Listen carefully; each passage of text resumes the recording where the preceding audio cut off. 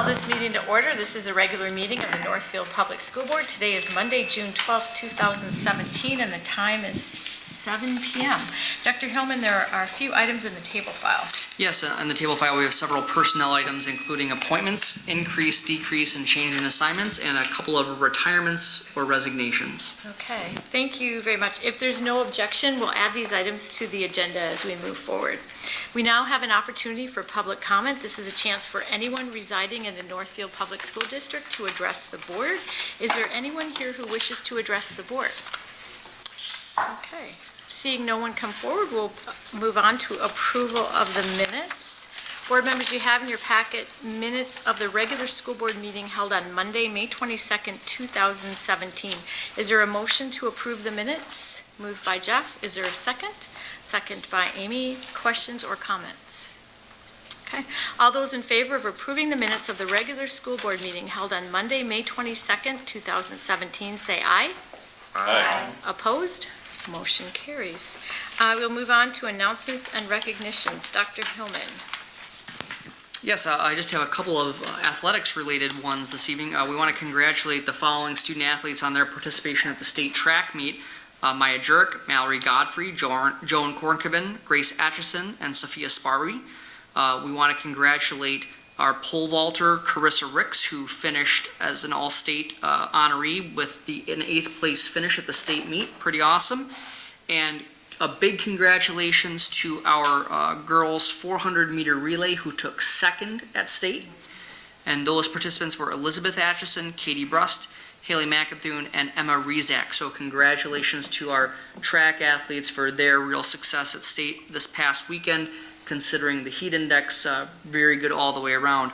And then tomorrow we have 2 participants in the state golf meet, Casey Parker and Molly Students, and they compete tomorrow and Wednesday, I believe it is. I think it's the next 2 days. So congratulations to them ahead of time, and I think that brings the spring season to an end. So congratulations to those student athletes and their accomplishments. Okay, excellent. Is there any comments or other recognitions board members would like to make? No. Is your mic on? Oh, is my mic on? Yes, my mic is on. I'll pull it up though. Thanks, though. Just a reminder, we all have to be cognizant of speaking directly into the mic, so good deal. All right, thank you. So with that, we will move on for discussion and reports. We have the distinct pleasure tonight of welcoming the SCOPE group from Northfield Middle School, along with their teacher, Mr. Weinman. So they're here to share their latest work. Thank you. This year is the 25th anniversary of the SCOPE program. SCOPE stands for Student Community Outreach Program Experience. It's a program for gifted students to take them beyond the classroom walls and to have them do original research, historical research, to provide something of tangible benefit for the community. The overall goal of the program is to show the community that middle school students can and will teach us about our own heritage. This year, our students did a research topic. Well, let's start with last year. Last year, we did a research topic on the Vietnamese immigration in the 1970s and the Hispanic immigration, the Mexican immigration in the 1990s. We presented at various venues last year, and this year we gave a presentation at the White Center and the Rice County Historical Society. And it's a great honor for us to present to you our final leg of our tour this year. This year they did a research and original writing on Northfield's association with World War I. George Washington, when he gave his farewell address, warned our country to not get entangled in European alliances. He felt that once we got involved in the European continent, we would never be able to release ourselves. He proved quite right in that regard. That began a policy called isolationism, one that we had followed with the sense of pride as a nation, that we were indeed independent of the European affairs. Well, this came to a test 103 years ago with the start of World War I. Wilson was steadfast, however, he was not going to get involved in World War I. He was going to stick to that policy of isolationism. In fact, he won re-election under the slogan, "He kept us out of the war," because the American people did not want to go to war. They didn't believe it was anything, there was nothing that would concern us in that war. But as the war raged on for 3 years, the writing was on the wall. Wilson had a change of heart. He saw that the New World Order was going to require him to get involved. If he wanted to say anything about the subsequent peace, the U.S. had to get involved. And as reluctant as U.S. citizens were of getting involved in the war, they were conversely enthusiastic about getting involved in the war after April 6th, 1917, when the U.S. declared war on Germany, and later on Austria-Hungary. But it didn't happen overnight, because we are a melting pot of Germans and Irish and all kinds of other nationalities from the European continent and beyond. People weren't gung-ho right off the bat. They didn't want to fight against their own people from a country they immigrated from years before. In some cases, just 15 years before. So that was the groundwork of World War I. Eventually, our U.S. soldiers went from an army of 100,000 to 2.8 million. So the nation did come together. But what did Northfield do?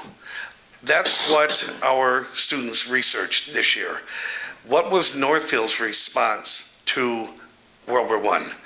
And they called their presentation Cows, Colleges, and Conflict. And tonight they will present to you the result of their research, how Northfield reacted to the coming of the war, and as the war proceeded, how Northfield responded.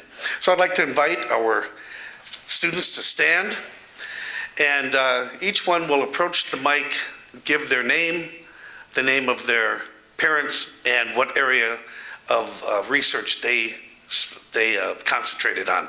I should mention there are 3 students who could not make it tonight: Martin Bryce, Sylvia Koenig, and Corina Okado. They both had commitments to tonight. So, one by one, would you come up and introduce yourself? I'm Chloe Rosga. My parents are Megan and Josh Rosga, and I focused on Northfield soldiers during World War I.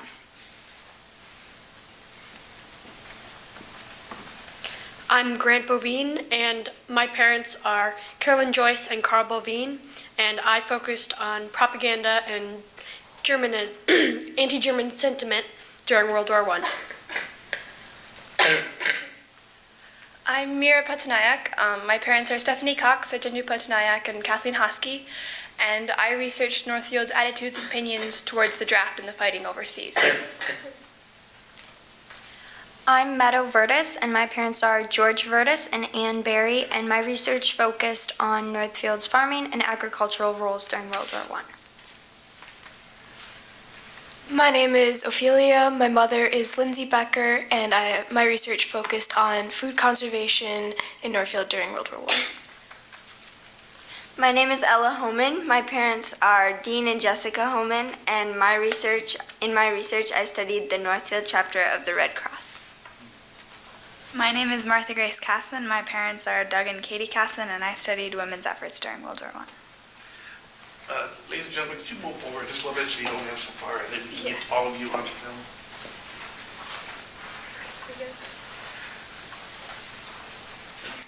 The title of our presentation, Cows, Colleges, and Conflict, is very similar to the town of Northfield's motto, Cows, Colleges, and Contentment.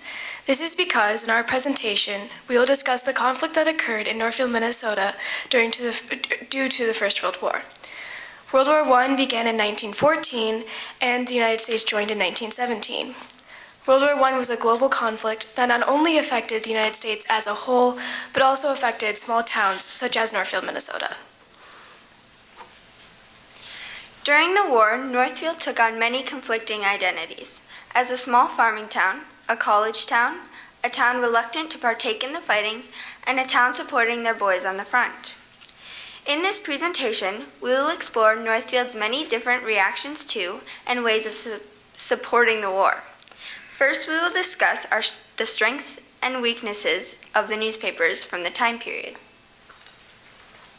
Then, we will begin to deconstruct Northfield's varying identities.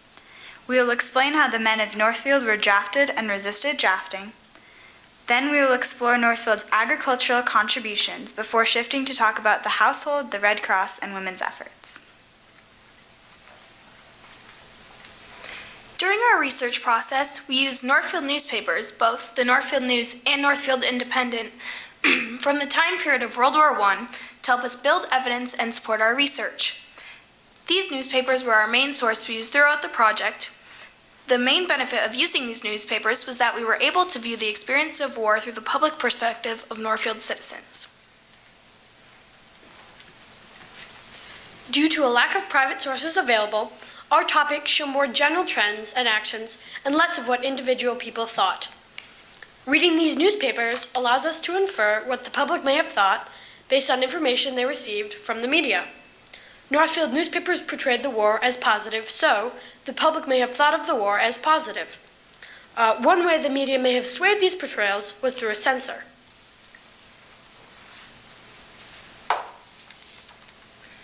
When men went overseas to serve, they often wrote letters back home to their families and friends. These letters went through a censor before they were sent to ensure that no important information was being released to the public.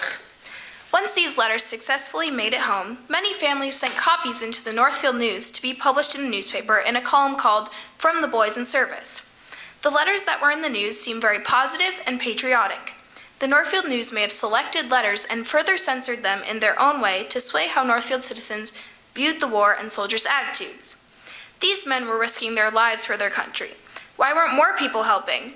Using this strategy, the letters published may have been used to encourage citizens to be more active towards the war effort. As well as being used to shift the way that the war was viewed, these letters may have been used as a subtle form of propaganda. Propaganda in the war came in many forms, including the call to patriotic duty. German-focused propaganda, home front messages, and Liberty Bond advertisements were all forms of patriotic duty propaganda. Propaganda was used as a call to arms for citizens who had not contributed thus far, and as a reminder for citizens to continue giving. Two sources of propaganda directed at Germans during World War I were either cartoons mocking the Kaiser or asking for support of soldiers fighting against the Germans. Cartoons often showed the Kaiser running back to Germany or being beat up. The promotion of Liberty Loan bonds was another form of U.S. government propaganda. Subscribing to the bonds became a symbol of patriotic duty in the United States. The advertisements for Liberty bonds compelled you to help our boys overseas and stop the Hun by buying Liberty bonds, the word Hun being a derogatory term for Germans. Homefront propaganda shifted the focus to local efforts. An example of propaganda here included detailed steps to conserve food. Propaganda was very prevalent in the newspapers. The government used it extensively to benefit their needs. However, it could only go so far. There were still many citizens who resisted the war and many men who resisted the draft. When the U.S. declared war in Germany in 1917, men all over the country were lining up to enlist. However, not every U.S. citizen was as eager to fight. As the war became a prominent theme in Northfield newspapers, it quickly became obvious that Northfield was slacking behind. Propaganda popped up everywhere, and statistics showed that Northfield was not meeting the enlistment demands. Several large drafts were held, one calling for over 150 men, whereas in other counties, no drafts were even needed to be held. There were even delinquents of war, men who refused to show up after their names had been called. As well as this draft resistance, Company D, Northfield's own National Guard, was dissolved, as the men were refusing to take the federal oath. This was supposed to be a guaranteed way for men to get to the front, and without it, Northfield was at a loss. Yet, courtesy of the draft, men still went overseas, and, grudgingly, Northfield began to show their support. When the first of Northfield's men reached the front in November of 1917, letters began to be published in the newspapers for the public to view. These letters, all from only Northfield men, were detailed and specific. Any citizen who read them was to know a great deal about their boys' overseas activities. The letters also represented Northfield soldiers with an overall dutiful and determined attitude, a large jump from the previously uninterested attitude. Northfield's enthusiasm levels followed a distinctive pattern. Unconcerned, then, as our boys trickled overseas, patriotism skyrocketed and the newspapers began to publish large amounts of information. However, there were other sides to the war that Northfield participated eagerly in, for example, on the farms, which the U.S. found equally as useful. During World War I, the United States faced a prominent wheat shortage that resulted from both the bad wheat crop of 1916 as well as the need for the United States to supply its allies with the majority of their food during war times, seen as it was one of few places with the means for decent production. As a primarily farming town in an agriculturally inclined state, Northfield was involved in the fulfillment of this need. One way the United States dealt with the food shortage was through encouraging farmers to increase food production on their farms, which many did. One way they did this was through encouraging and making it possible for farmers to become exempt from the draft by basically allowing them to remain home from the fighting in Europe.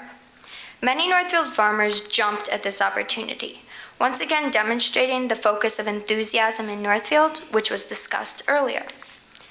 Two ways that newspapers encouraged farmers to actually increase their farm's food production were through patriotic duty and providing farmers with benefits. Above all else, these strategies were used to encourage Northfield farmers to increase their farm's wheat acreage, and they were able to do this due to having less of an obligation to grow fruits and vegetables. Households took over that responsibility by growing these fruits and vegetables in backyard victory gardens. Victory gardens helped to reduce the need for greater crop acreage and increased food production for a number of reasons. First off, victory gardens were intended to get the population of Northfield to produce their own fruits and vegetables so farmers could focus on producing wheat for those fighting in Europe. This meant that farmers were using their crop acreage for more patriotic reasons, therefore increasing food production. A final way that farmers dealt with the food shortages they faced was through conserving wheat, grain, food, and other materials on their farms.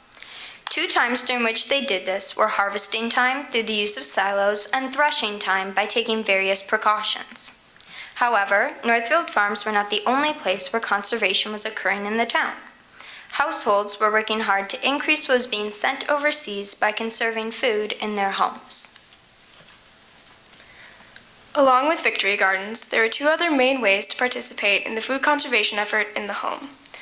One way was to avoid eating imperishable food items and to eat more perishable items. Many people demonstrated this method of conservation by eating more fruits and vegetables, dairy products, perishable grains, and eating less wheat and meat.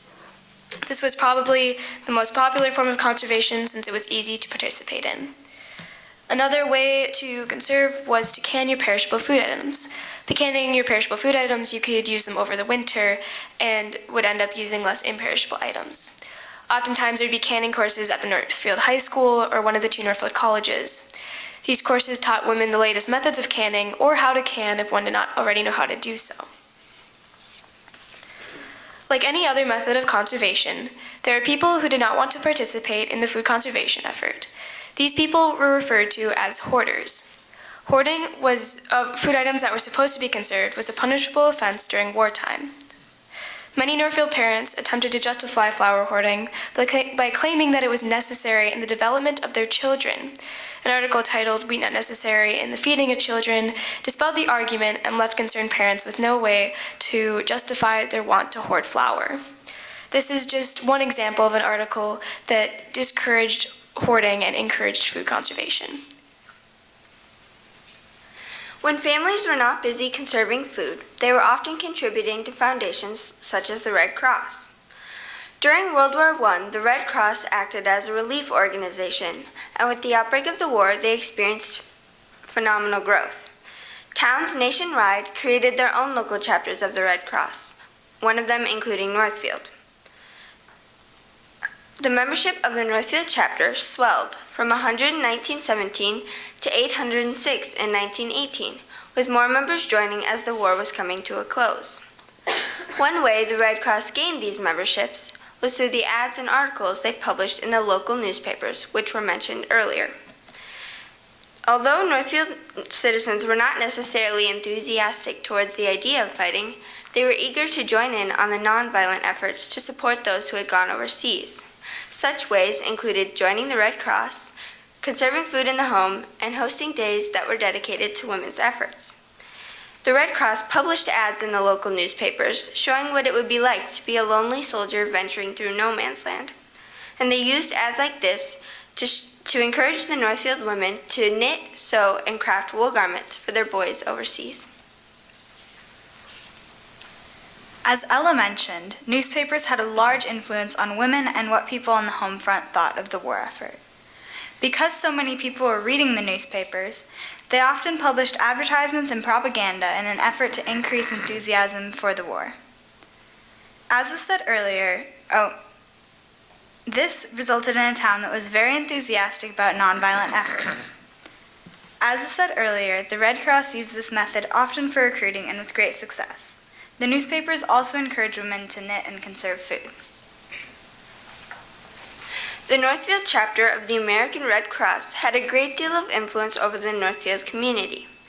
They used this so-called power to persuade the women of Northfield to join the foundation, as well as participate in knitting and sewing days, where women would come together to knit, sew, or craft wool garments to send to their soldiers in France. The women were so motivated that in 1 week they sent over 331 garments to France. The women continued this effort, and eventually Northfield declared that 1 week out of the year would become Red Cross Week, which showed that thanks to the women's hard work, Northfield solidly supported the war effort. So many women participated in the knitting effort that there became something of a knitting epidemic. As Ella mentioned, the Red Cross began this effort with their knitting and sewing days.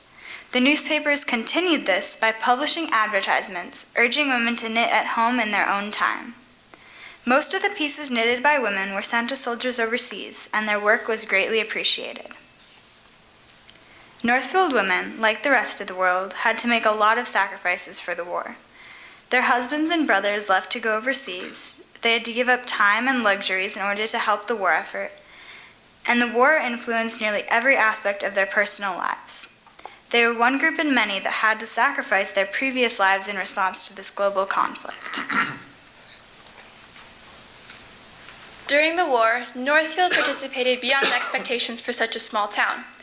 Boys were sent overseas, farms produced food in the face of shortage, families conserved food on both farms and homes, a thriving Red Cross chapter was established, and countless war effort organizations were supported by the women.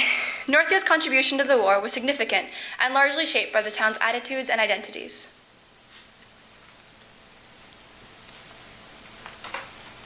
Northfield impacted the war, but the war had a lasting impact on Northfield through changing its farms, evolving gender roles, and establishing lasting organizations like the Red Cross. Many overlook World War I's significance in history. On the day that the war officially ended, the Northfield News published only a small article with an even smaller headline, perhaps signaling that Northfield and the rest of the world were already eager to forget what had transpired. In this presentation, we have shown that Northfield had a significant role in the war and that the war had a lasting impact on Northfield. Thank you.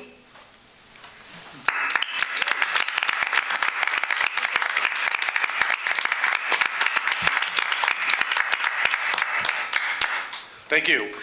I would like to thank the school district for allowing this program to exist. It's a very unique program.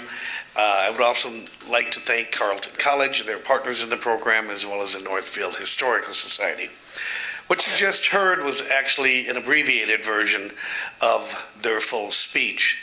And their full speech is an abbreviated version of the booklet that they created called Cows, Colleges, and Conflict.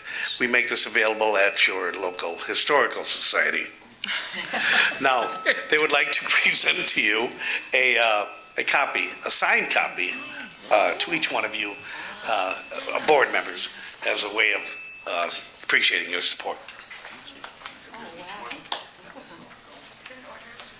Yeah, start there and shake their hand, and then we... Yeah, go ahead. Should we stand up? Thank you. Inviting it. Thank you. Very well done. No, we're definitely going to do questions. So if you want to return to your spaces, we would love the opportunity for board members to ask questions and comments. Indulge you for a few more minutes of your time. Board members, questions, comments? Rob? I'm wondering, someone mentioned talking about the anti-German sentiment. Who is that? Okay. I was down about a year and a half ago in Davenport, Iowa, where they have a school museum. And they talked about how when the U.S. joined World War I, they took all of the German textbooks out of the school and burned them in a bonfire. And I'm wondering, and there was a very popular band director who was German who lost his job, and I'm wondering, what are the evidences of anti-German sentiment, and whether that you found anything about the impact on the schools specifically? Like whether, because I know that German was very popular as a language, especially in the Midwest where there are a lot of immigrants, and that German classes kind of declined during and after World War I. I didn't find a lot of it. Come to the microphone, please, Gavin. Thank you. I didn't find a lot of evidence of anti-Germanism in Northfield, mostly in Minneapolis, and I did read an article, probably, about that same school. I don't think it really affected Northfield. I don't think anti-German sentiment affected Northfield as much as it did Minnesota in general. Other question? Amy? I was just wondering, that's better. I was just wondering how many soldiers went from Northfield and how many soldiers died from Northfield. Do we know that? We actually don't know how many soldiers. I mean, there are lists, but there's not any specific numbers. There are like lists of drafts, but I don't think there's any that puts them all together. And as far as deaths, only 7 deaths are accounted for in the newspapers, and those are all from the Spanish influenza. So I really have no idea. I'm sorry. Other questions, comments? No. Very educational. Really, really appreciate it. There's a book called Sweetland by Will Weaver, which you might consider reading, about a Norwegian bachelor who had the opportunity for a German mail order bride. And the details and the sentiments of the community that are described in that book are interesting, and I think you would enjoy reading it. I think it's age appropriate. So, thank you so much. It was great, Jill. Jeff? Neat project. Thanks for doing that. I mean, to show interest in history and to make it local and to hone your speaking and research skills is something that is going to pay great benefits for you in the future. So thank you for the worthy project. Margaret? I'm a history nerd, so I love this. Turn your microphone on, please, Margaret. Oh, it's not on? Okay. There you go. Yeah, so I love this. This is great. I have 2 questions. One, I sit and try to think about what did Northfield look like during all of this. Did you guys find some city maps and streetscapes that showed sort of the boundaries of what we know what Northfield looks like now, but what was the size and the scope of it back then? Did you guys more like this?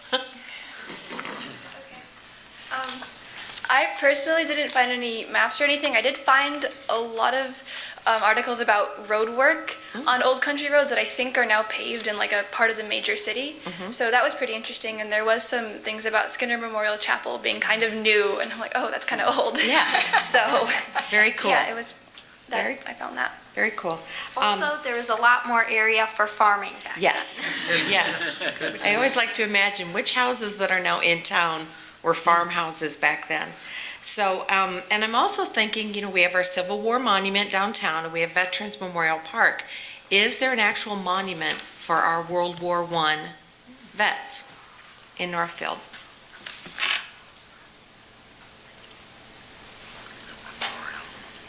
Can't answer all the questions, guys. Yeah, I don't believe there is. I know there's like accounts of people who have like died during World War I or like soldiers who fought. But as far as I know, I don't think there is one. Sorry, I don't know anymore. Okay, thank you. Also, World War I was called the Forgotten War, and I think just the fact that there is no memorial for this is just another symbol of how much people wanted to forget it, how much it isn't remembered compared to other wars. Good point. Thank you. Noel? There is a point of research possible here. I believe there may be a memorial at one of the cemeteries. Perhaps. Rob? Just two things. Two things. First of all, your presentations were really good, and I'm wondering like how much time you spend not just on the research but on how you present these things, and like do you get coaching or do you talk about how you do a presentation?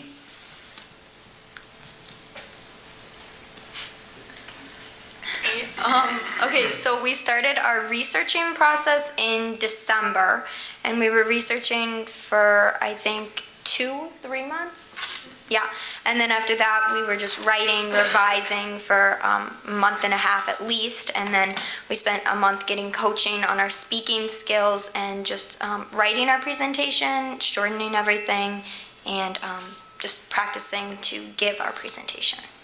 Yeah, it's nice that there's all those components, that there's research, there's writing, there's spoken presentation. It's a really well-rounded thing. Thing I was wondering, when I was like in 4th grade, I actually met someone who was a veteran of World War I. And I guess one of the things that's missing in this is like oral history. And I'm wondering if you can think of any ways that maybe oral history, if they're like people who are children of World War I veterans, if there's a way that could have been involved. We were thinking about doing something along those lines, or like trying to find children of World War I veterans, like you were saying, or even like just relatives and of any sort. But we kind of ran out of time to do that, and then we figured it wouldn't be as beneficial to our project as other things that we were able to access at the time. So it kind of just ended up working out that we didn't really use or try to figure out oral presentations. It's good to kind of figure out what you can do and what's most important. Yeah. Thanks. Ellen. That's great.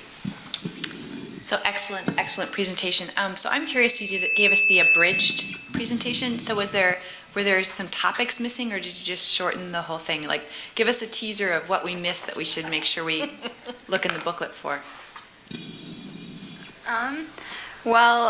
Today, because 3 of our members are gone, we don't have any information today about the colleges, but we did do quite a bit of research on that, and there is a part of that in the booklet, and in the original presentation we had a whole section on that as well. And then also just in general for each of our topics, there is just more information about it and specific examples and newspaper articles and things like that. Thank you. Dr. Hillman. I have several questions. No, I'm just kidding. Only a couple. First of all, I just want to tell you how proud we are of you. This is exceptional work. This isn't just good work. This isn't just great work. This is exceptional work. You have created something. There's one thing about taking the very difficult Mr. Wyman Northfield history test that you take in 7th grade, where you're learning the facts and you're answering the questions, very important. But what you've done here is you have added to people's understanding and knowledge of our community. And that's very special. And I could not be more proud of you. You've done great work. So I'll limit my questions to 2. The first of which is you talked about how one of the limitations of your work was that you could only rely on the local newspapers to generalize. Has that changed how you look at newspaper articles or other media reports about things across the world today? That's the first question. Then the second question, I'll give you both at the same time so you can pick which one you want to answer. The second question is, I've seen Scope long enough to know that there's a point in every Scope project where there's a challenge that seems somewhat insurmountable. So what was that challenge for a couple of you? How did you overcome it? And how do you think you'll be able to use that learning as you come to the high school?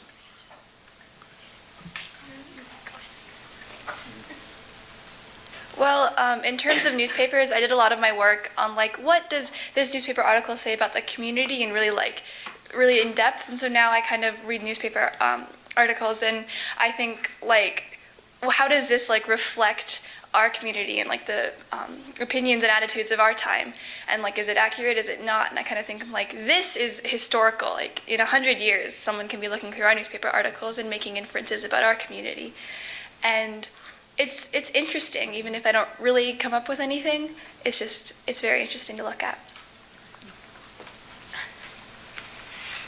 A lot of my research focused on the censorship of the newspapers and the letters that were sent back to Northfield from the boys overseas. And that kind of changed the way that I was looking at the newspapers. And I thought, even though we have a lot more access to things today due to the internet and all the social media platforms, are things still being censored out? And like, do we have access to all the information that we should, and things like that? Kind of what Chloe said, but like, because she read about the censor and stuff like that, it does kind of open your eyes that like, the media isn't an exact representation of what's actually happening. It's kind of just a filter that tells you bits of information, but it could be leaving stuff out, and that's kind of what we learned from our research, and it kind of translates to today. We knew that the newspapers might be censoring these letters. We knew that the Army was censoring these letters. So I wonder if all this censorship is going on by those people back then, like who is censoring what is happening now? What about challenges? Okay. All right. As far as like hurdles or challenges go, personally, I started to kind of get stuck or have a little bit of difficulty when it came to transitioning from our research to actually writing like our section of the booklet. I got a little bit kind of stuck because I was like, I don't know what I want to write, what I want to make sure that I share with everyone who's going to read this, and like how I want to put what I'm thinking into words, and how I want to share this again. And so that was one of probably my biggest challenges. And with that one, there's a club, and we have T-shirts, because anyone who's written anything of meaning has that experience, so thank you. So one of my challenges was we were researching in the Historical Society, just flipping through newspapers for a really long time. And I originally had a different project topic in mind, but we couldn't find anything for it, so I had to switch my topics. And then throughout a few weeks, actually, I wasn't really finding much, and then I found this column full of the letters from the boys overseas, and that really helped me move on with my research. For me personally, I think it came with the revising period, because I tend to just write, so my first draft was really flawed. And when I went to the revising, I think I spent about 3 hours on my paper on the first, and it was like 8 pages. It took me forever. And then I was editing other friends' papers, and I spent like 5 hours on those. And I just had to stop myself and say like, no, it's okay. You don't have to spend so long. It doesn't have to be this perfect. And so I think definitely that'll translate in the future to when I'm editing papers. And I have to know to stop myself and learn moderation. Unlike a lot of people who just couldn't find enough sources, I had a lot of sources. And after a few months of researching in the Historical Society, I had hundreds and hundreds of photos on my iPad. And then I was faced with what do I use, and how do I read all of these, and how do I show this and this and this change, and just all of it. And so my problem was actually writing too much and reaching limitations for our paper, and just figuring out what was really important to include and what really should be shared. Can you say wow? Yeah, this is absolutely excellent. Yes, no. I read recently that the newspaper as we know it is probably going to be disappearing in about 30 years, maybe less than that. So how would your research work, do you think, if you didn't have a newspaper? Electronically? And what's preserved electronically, do you think?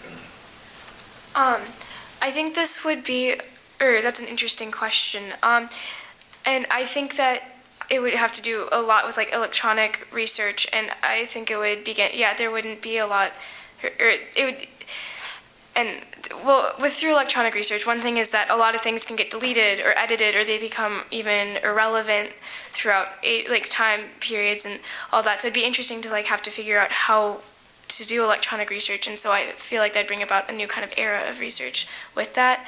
And so that also would pose, I feel like, a lot of challenges. So yeah, sorry, that wasn't the message. Chloe, go ahead. Oh, I'm sorry.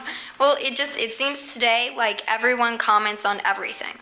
So in 40 years, if the newspapers are gone, then what do you look at? Like, do you look at this list of Instagram comments, or do you look at this article which you're not totally sure is true?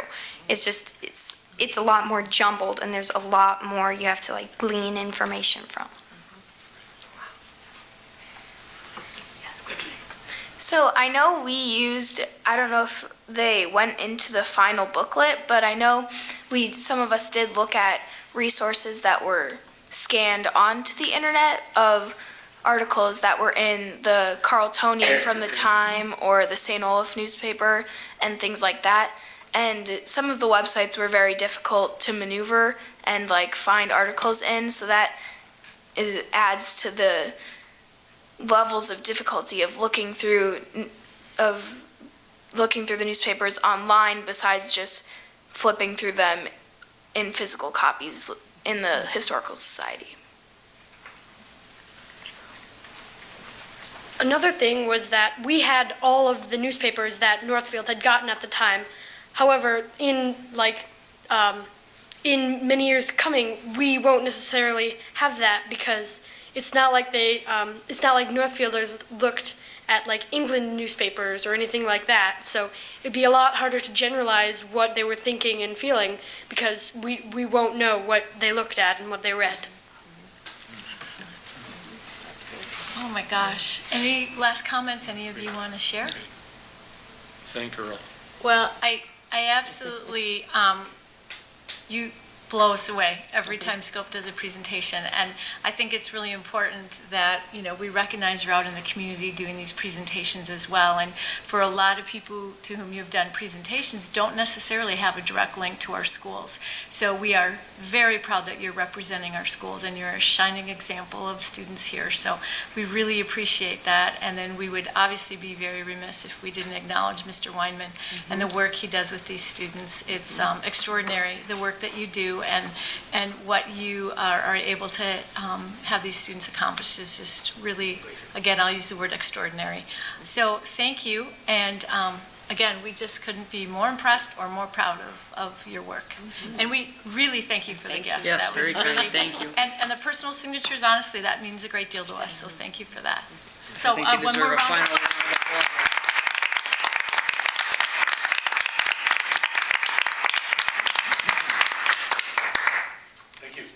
So while we continue to do our work, you get to leave and enjoy the beautiful night. So thank you very much, and we thank the parents who are here as well. Yes, thank you. That is so cool. Crazy good. That makes you feel good. And as Rob mentioned, their speaking Got a new skills, public standard. speaking skills are pretty advanced. Okay, so we Matt, will, Julie? oh, I'm sorry, no, go ahead. Anybody who comes to the presentation has got a new, they raised the bar pretty high. Yes, absolutely. I'm feeling a little sheepish for going next. Yeah. Yes, so you get to follow that act. So our second item for discussion is legislative wrap-up. Dr. Hillman. Yes, so I have the joy tonight of talking with you about the recent Minnesota legislative session, and I'm choosing to really give you kind of what I think, in my interpretation, are the high points based on my listening and reading of a number of different analysts and how the legislative session affects schools.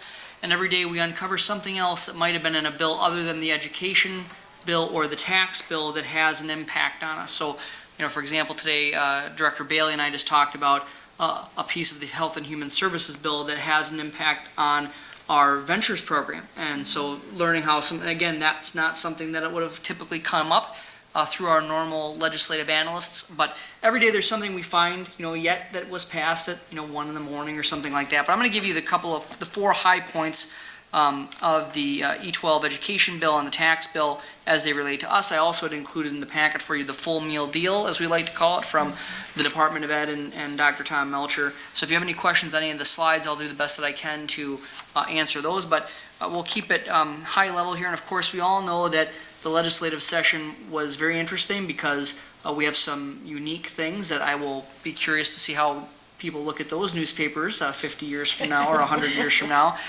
And the fact that the legislature was not able to get all of their work done on time. They had initially passed a round of the 10 main bills that were all promptly vetoed by the governor. Then there was the last-minute bargaining that resulted in a special session that happened immediately. Of course, that's unusual. And then in the subsequent days, there was agreement through the special session. There was the passage of the bills in both houses and then brought back to the governor. And of course, the governor has used a line item veto authority to zero out the funding for the legislature in an effort to force them back to the table to identify 5 specific areas of various bills that he feels there needs to be more discussion. So that's as far as I'll get into the political maneuvering of that. The 4 pieces that we think are really important to share with you is that the schools in Minnesota, of course, as we've said many times before, our biggest funding mechanism is the state legislature. Approximately 70% of our funding comes from state government. And so a 2% increase on the granddaddy of them all, the per pupil basic formula, was really important. I really want to point out, though, that some outlets have called it an inflationary increase. And I have to be really clear, that is not true.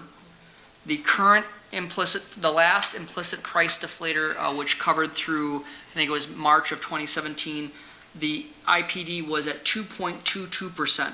So 2% and 2% is yet again not an inflationary increase. And I think it's really important that we correct people when they try to claim that it's an inflationary increase, because in my humble but deadly accurate opinion, 2 is less than 2.22. And so the fact is, yet again, we're very thankful to the governor. We're very thankful to the legislature for providing an almost inflationary increase.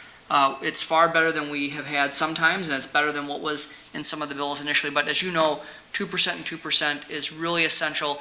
I consider it to be kind of a lights-on bill because we're not really going to be getting additional funding that's going to allow us to do all sorts of innovative things. It's going to keep us moving down the path that we are. And hopefully, again, with the good support of our local community, we have been able to do a number of innovative things like you just saw, because this is not normal in a lot of schools, what we just saw.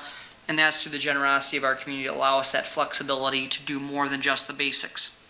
The second piece that is essential, and in your packet tonight, I'll be able to point out how the Ag to School tax credit has a direct impact on one of our next items, talking about the levy and the bond. We finally got the Ag to School tax credit passed. It's going to provide agricultural non-homestead taxpayers with a 40% tax credit on any taxes paid for school bond issues. And it is a direct credit. If you remember, a couple of years ago, the bill actually was a credit that would have shown up on your state income tax. But this bill actually is a direct reduction of the taxes that you would be required to pay typically, and that will be reflected in the materials that we publish for any levy or bond issue that we choose to pursue in the fall. So this is a huge piece. And it's not only for any new debt, it's also bond debt. It's also for existing bond debt. So this is a piece that's going to have a dramatic impact on our agricultural community, and we're very thankful that this is one of the pieces that all parties have agreed to forever. And this is an example, I'm going to use this just as a brief example of governance and a specific item I would like changed, because these kinds of bills that are common sense legislation get caught up in the omnibus approach. And so what happens is we have an entire year's worth of tax savings that could have been in effect, but because we couldn't agree on the larger bill, it never got passed or it was vetoed. And so what I will talk to any legislature who will listen to me is, we need to start getting some of these common sense bills passed early in the session and signed, because it is not fair when we have something that's good for Minnesotans that we're hanging it up because of last minute haggling, which we have seen backfire a number of times. So that's my one request to our legislators, and I did share that with both Representative Bly and Senator Draheim when they were gracious with their time to share with me. The third one is that just this is more of a for-your information, because this is one of the 5 points that the governor really wants to come back to the table and talk to key legislators about, and that is the teacher license overhaul. Of course, we know that there is a teacher shortage in Minnesota. We know that that teacher shortage impacts some very specific, well, it impacts all areas comparatively to 5 or say 10 years ago, but there's some other specific areas that even in Northfield, where we tend to draw quite good candidates, pools where we see lesser numbers than before. Thankfully, almost always we're able to get a very good to an excellent teacher to take a lot of our jobs, but the licensure overhaul is important. I think what the proposed piece will do will streamline a number of pieces. In fact, as I look at it, almost all of what's in the bill is already in existence, but they're taking 2 entities where MDE does some part of the licensing, the Board of Teaching does it. They're consolidating that into the very poorly named Professional Educational Licensing Standards Board, otherwise now known as PELSB. Sounds like a lake to our east, doesn't it? But anyway, there are some flaws in this, and I know that there were actually some calls to veto the entire education bill as a result. Certainly respect, people's opinions on that. I do think that it really takes us in the right direction. There are things that need to be fixed in it, and of course, those things will be fixed over time. But we have made some good progress toward streamlining the licensing system, so there aren't 2 entities that are managing it, and I think that we have started off in the right direction. Reasonable people can disagree on some of the details, and I think those things can be worked out. But this does not go in effect until 2018-19, so that's really essential. They have to actually, the way the legislation is, that only 2 of the current Board of Teaching members can move forward to the PELSB licensing board. They have to hire an executive director. There's a number of pieces that have to be done. So this is not like it's happening tomorrow, but those preparations will begin this fall. And this is a big deal. This is a very big deal for all schools. I think it's going to actually impact outstate Minnesota far more than it will us. But it will certainly have an impact on us. And there will be some flaws and some warts that we have to work through, but we will certainly do so and work with the department or the PELSB board to get those figured out. The final piece that I'll say in terms of something that got done, again, a licensing piece several years ago to address the special education shortage, a license called the Academic Behavioral Strategist. Think of it almost as more of a special education generalist, for lack of a better term. That law was passed that people could get that initial license. They could teach under that, what's known as an ABS license, which we have several in Northfield. They could teach under that license for 5 years, and then they would be required to go back and get another, what they called an anchor license. So if I was a person holding an ABS license, within 5 years, I'd have to go back and secure licensure in EBD or in SLD, specific learning disabilities. We have no other licensure areas that once you're initially licensed that you are required to go back and pay to get another license. And we were getting to the point where these things were going to expire, and it was going to really create another special education teacher supply problem. And so we're very thankful that this got passed. It's going to have a dramatic impact on having quality people in the classroom, yet not having them have to do another round of licensing immediately. You certainly can choose to go and do so, but it's not required immediately. The thing I want to point out to you, the most important thing that did not get done, that does have it, and Val will probably mention to this tonight, it's got a short-term positive impact on our budget, but it creates some long-term worries, is that we did the proverbial kick the can down the road when it comes to our Teachers Retirement Association pension system. And of course, the pension is in far better shape than actually some other state employee pensions, and it's in even better shape than a lot of other states. But that's because we've done some hard work over the years to make sure that we modified things before it was going to be more difficult to do so. While the fund is still solvent for the next several years, I think they're at the 25 or 30 year mark out where they see it really becoming a problem. But every year down the line that you get, it makes that change more difficult and more onerous on the employee, the retiree who's getting the pension that they were promised, and of course the employer. So we did nothing on this, and while that means that we don't have to reserve the 0.5% employer increase in our budget as the bill had been illustrated in the bill, the issue is that we know that it's only going to make it worse down the road. So it's a pay me now or pay me later thing, and in this case, pay me later is not a good thing, as it almost always is. So, there's a lot of other mandates that we could go through, and shockingly, there wasn't additional funding to help with those mandates, but our administrative team will be waiting. What we've learned over the years is to not jump too quickly, because the department and other rulemaking folks have to do their analysis, and they do some pieces for us in guiding us how to implement. The School Boards Association, of course, is a player in that. We're looking at all the stuff on the 20-some pages of slides, and we're working to make sure we look, does this impact us? So for example, when I'm at the meeting with all the other schools and MD says, well, I don't think there's any charter school people here, so we'll just go on. I have to say, nope, please stop and talk to us because we're an authorizer. So all of these things impact schools in slightly different ways. And so your administrative team will be looking very closely at it, and we'll be doing everything we can to make sure that we follow what we're required to follow and do it in a way that is the best for kids that it possibly can be. So with that, I'd be happy to take any general questions on this, but just really try to keep it at a higher level tonight. Great, thank you. Rob? Higher level. Broader level, not higher. It certainly wasn't higher, but broader, if that Okay. makes sense. But I can answer specific questions. Okay, well, I just have two specific questions that kind of impact things we've talked about in the past year. Is that okay? Of course. One of them is QComp and what changes have happened and whether that's going to impact us going forward on that. And the other one is the e-learning days, which I see there's developing a plan in consultation with the union. So since we've done that before, what's the future for that? So the key thing with QComp is there was no funding. So no new schools will become part of QComp. So as we talked about, remember we talked about that when we were deciding about how fast and how far we'd move ahead with that. We knew we could have done all of the work and not gotten the dollars, and that's exactly what happened. We did not move forward with an application, as you know, so there is no funding for this year. So anyone who's in the queue, they're not going to get in. And the thing is that the legislature could take that up again next year. They could certainly, in the second year of the biennium, they could certainly add the money to fund the schools in the queue of QComp. However, there was $0. There were some minor programmatic changes that allowed a specific school, I believe, to be eligible. I think it's the St. Croix River Ed District, who's a unique system. They will now be eligible for QComp, but again, there's no money for it. So they might be eligible, but they're not going to get any money for it. So that's QComp. And then your second question was on the e-learning days.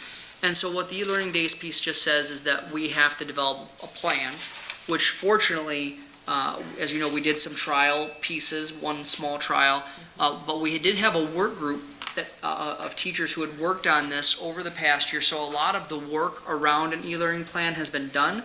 This is one that we're going to wait for a little bit of guidance on, because it doesn't say by when you have to have the plan done, or if you're not required to use it. It's just giving districts permission to do that. And so we continue to learn from other folks and how those things can be implemented. And so we have a lot of the ground. We're not starting from scratch. We have all the groundwork done.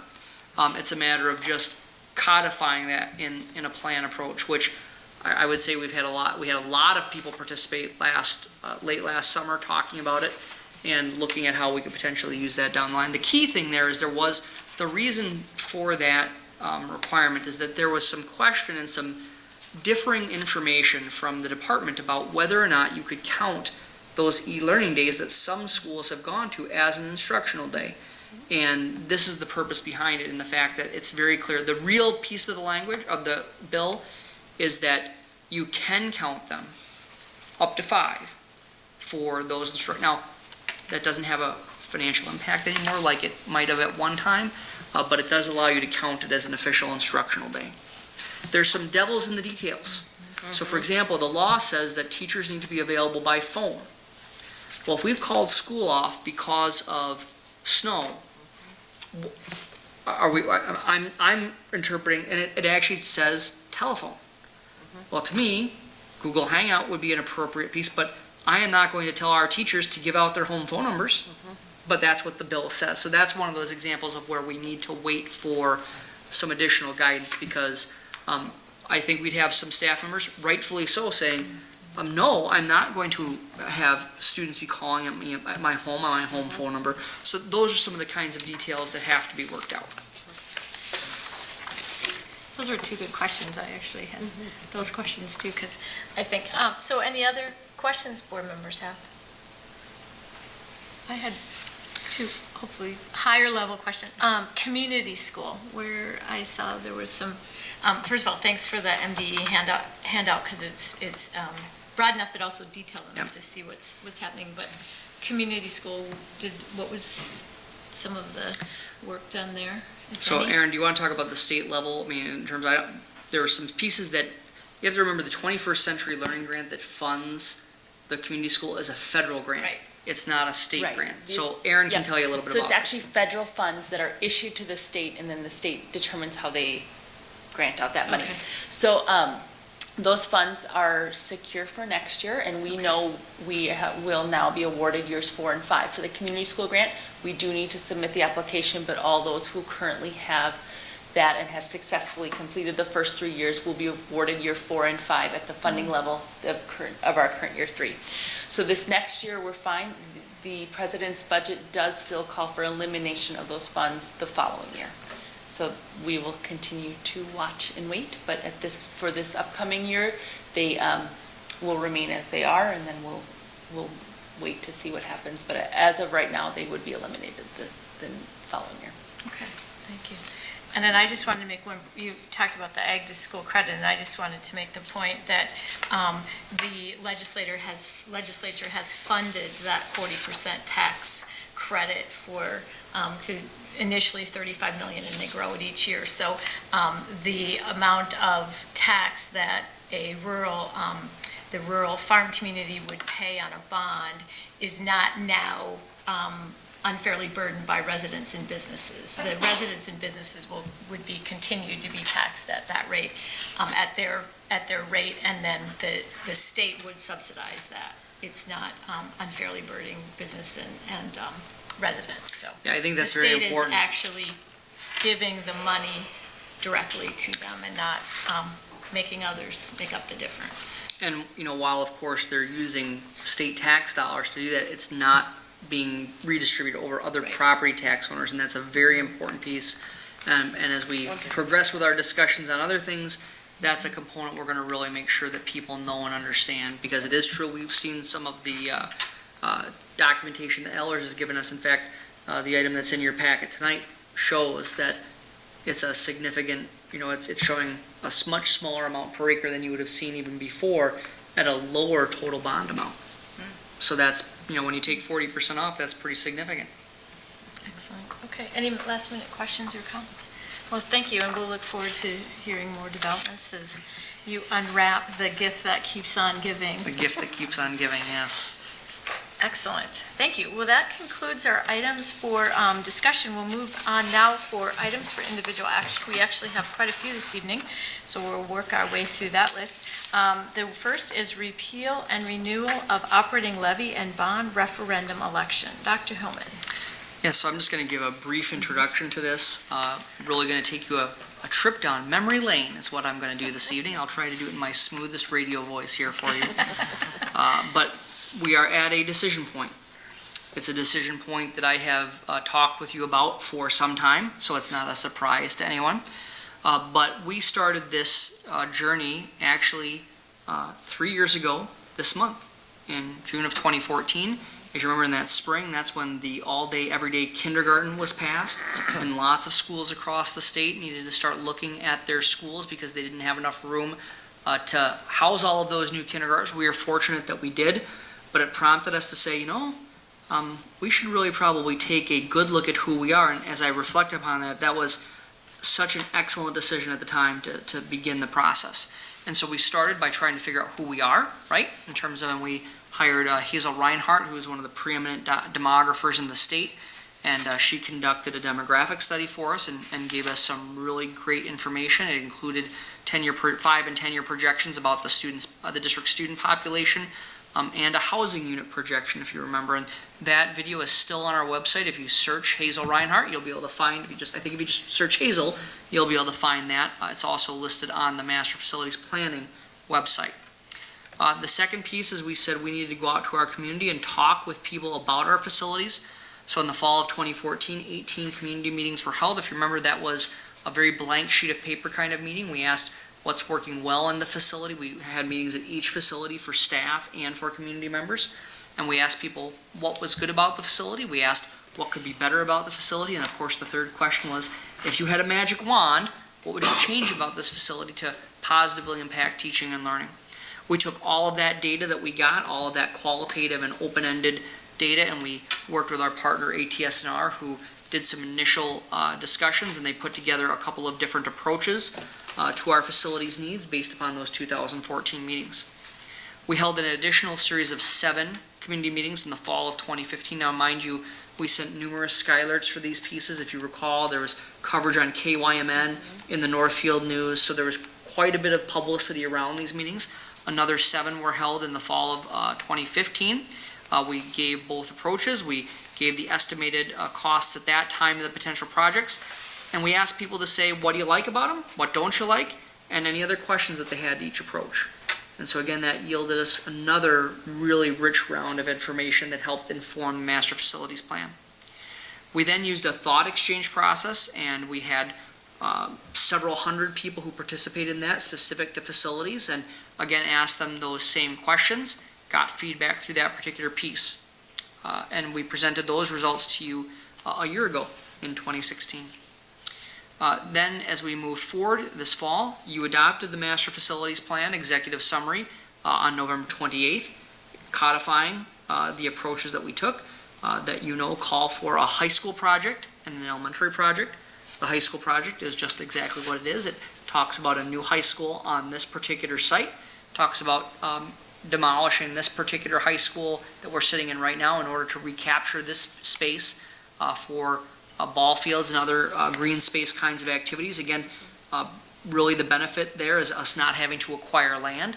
That's a bigger deal than it sounds like, but acquiring land is a significant deal. And what we heard from a lot of people about the high school project, the building itself, people weren't nostalgic for, as you remember, but they were very nostalgic about the location. And so that really drove the way that we thought about that. Again, we're not talking about just something that happened. We're talking about 25 public meetings, multiple online engagements in which helped us develop this particular plan, a number of work sessions. So then, if you remember this past winter when we conducted our fall thought exchange, among the top questions that we got from people were, where were we at the Master Facilities Plan? This was codified over the weekend when I was at some graduation parties, and at every graduation party, hey, how's that Master Facilities Plan coming along? So people were wondering about it, they're curious as to where we're at, and people are tending to say, we know that there needs some work that needs to be done. So the board in January, upon receiving those results, directed us to start moving a little further with implementation of the Master Facilities Plan. We did a few modifications to some of the facilities committees and those things, and you took that responsibility directly. And we held 3 work sessions, and we've come to some consensus. I have seen at the work sessions around putting together both the high school project that I just mentioned and the elementary project. And just to make sure people know what the elementary project is, again, it calls for the construction of a new elementary school on the same site location as the current Greenvale Park Elementary School, across the parking lot from the current building. It'd be a multi-story, about 600 student elementary school, and then we'd be recapturing or repurposing the current Greenvale Park building as an early childhood center, because we know our biggest area of growth and where we really have the most space concerns is in our early childhood area. And so along with that, there'd be some modest modifications at Sibley, at Bridgewater, and at Longfellow.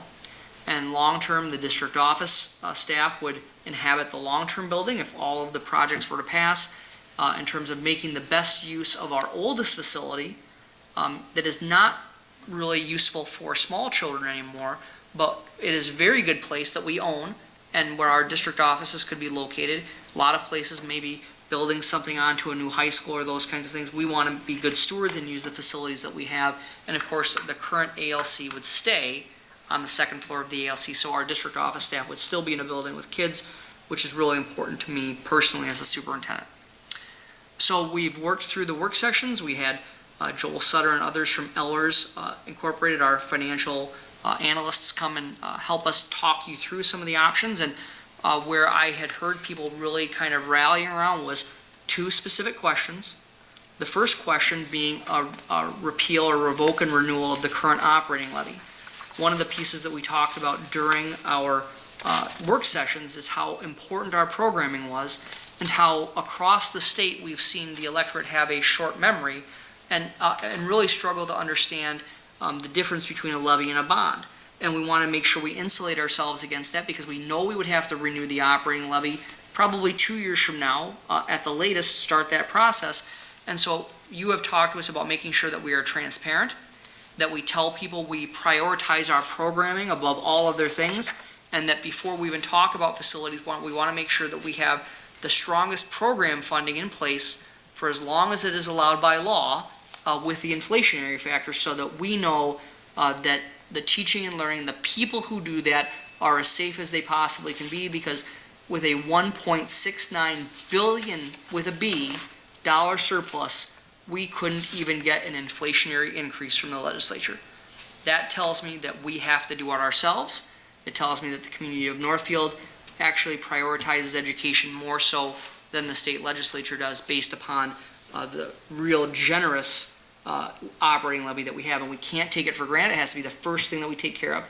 So we heard you say the first question on any election should be the operating levy, revoke and renew, so that we have 10 years at the maximum allowed by state law with the inflationary factor. The second question, which you have guided us on, would be a bond question, a single bond question that would ask the voters to implement all current components of the master facilities plan, including the elementary projects that I've just described and the high school projects at a current estimated total of $109 million, which in just 1 year's time, that's a $3 million increase because of construction inflation over the previous year's estimate. So we would make the second question, the bond question, contingent upon the passage of the first question. So this is our current thinking based upon the feedback and the observations that we've had of your discussions at the work sessions and the other times that we've discussed this.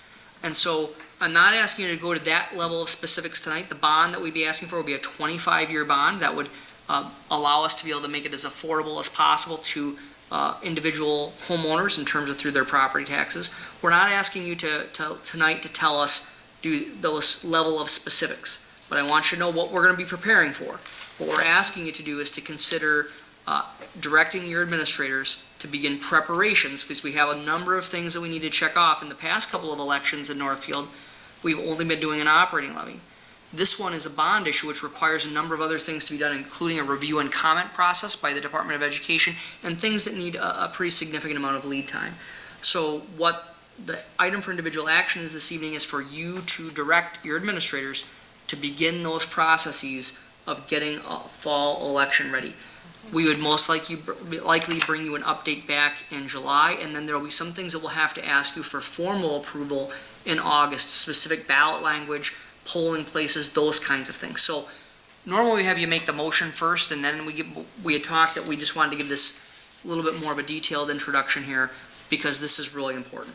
Okay, excellent, thank you. So, as Dr. Hillman just alluded, since this is an item for individual action, I will ask for a motion prior to discussion and questions. So, is there a motion to direct the Northfield School District Administration to prepare for an election on November 7, 2017 for the purpose of expanding and extending the current operating levy and for the purpose of selling bonds to implement components of the master facilities plans?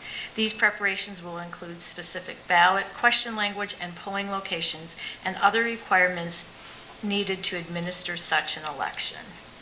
So moved by Ellen, is there a second? I'll second. Second by No. Noel? Pick one. Okay, opportunity for questions and comments.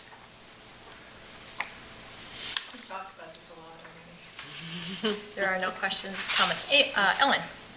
So I was just going to add one bit of information and make one comment and Dr. Hillman did such a nice job of giving us this history, which is, very thorough and all of the context and information that we looked at. One other piece is I believe you had a finance advisory committee that was also part of this. So it's like one more bullet that we could add to the list. And I will add it, yes. Yeah, Thank you for. gave good input. So I guess my only comment is I'm really pleased with when you look back at all of the steps that we've taken And I think that's why I have the comfort level that I'm going to be supporting this recommendation, because I feel like this has been extremely thorough. It's been over the last 3 years of work by Dr. Hillman, by Dr. Richardson, by the staff and administration, and thorough board discussion. And I feel really comfortable that our questions have been answered, and I'm ready to take the next step today. Excellent. Other board members? Rob? I agree with everything that Ellen said. I just, if you think about when this building was built, that we're in now, 50 years ago, Northfield was a lot smaller, and now that we're moving forward on this process, the public engagement part of it, I mean, trying to reach out to a much larger community, I think has really been an important aspect of this, and I think there's been a really strong effort to engage a higher percentage of people in the community, and I'm sure that in the education process going forward that that's going to continue, so I'm really comfortable with that aspect of that people are going to know, and if they don't know, it's because they haven't been paying attention. I think everything's going to, so I really appreciate Dr. Hillman and all of the consultants that we've had who've made this a really inclusive process. I think that's great. Excellent. Other questions, comments? I had a couple of comments. I actually echo Ellen. I really appreciated the recap of the process that led us to this vote. And I also want to acknowledge board members for the work that you did, particularly with work sessions, that really has gotten us to the vote tonight. I echo what Rob says as well. I'm personally very proud of this process. And as a district and community, we really came together to shape the future of our schools. And you alluded to it, and I think it's really important to point out that really as a result of the feedback we received from the community, as a board, we made the decision to escalate the discussion of how we could implement the master facilities plan sooner rather than later. And I was reflecting on my 8-year tenure on the board, and I was thinking of the number of really critically important decisions that we have been involved with, and, including transformational technology, the hiring of a new superintendent, the development of the district's new strategic plan, as well as a levy vote. And in reflecting on that, our decisions have always reflected a laser focus on student achievement. And while the bond really is, the bond vote really reflects more than just brick and mortar. It really does demonstrate this board's commitment to our strategic plan, our vision, our mission, and our beliefs. And I know as board members, I know each of you understands that tonight is really a vote is a historic one, because I think we all understand the ask that we are making of the community. And I really appreciate what I'm seeing come together as a consensus, and board members' willingness to be courageous leaders in accepting what I think is a tremendous responsibility we have as board members, that we have been elected by our community to lead the district forward. And I think this vote really reflects our district moving forward, and really is an important one for the future of our schools. And I agree, want to touch on what Rob said as well. I think we'd be really remiss if we didn't thank everyone who has been so instrumental in this process: our parents, our community members, our staff, our administrators, Jim Kulseth and Dr. Hillman as a leader of that process. I believe very strongly that as board members, we would not be in the position we are in tonight to cast this vote without their willingness to be able to be engaged in helping us make this critical decision. So it really has all come together very well. Again, I just want to thank board members for all of your work, and for the community at large who really brought us to what I believe is a historic vote that we will be taking and moving us forward. So if there's any other questions or comments? Jeff?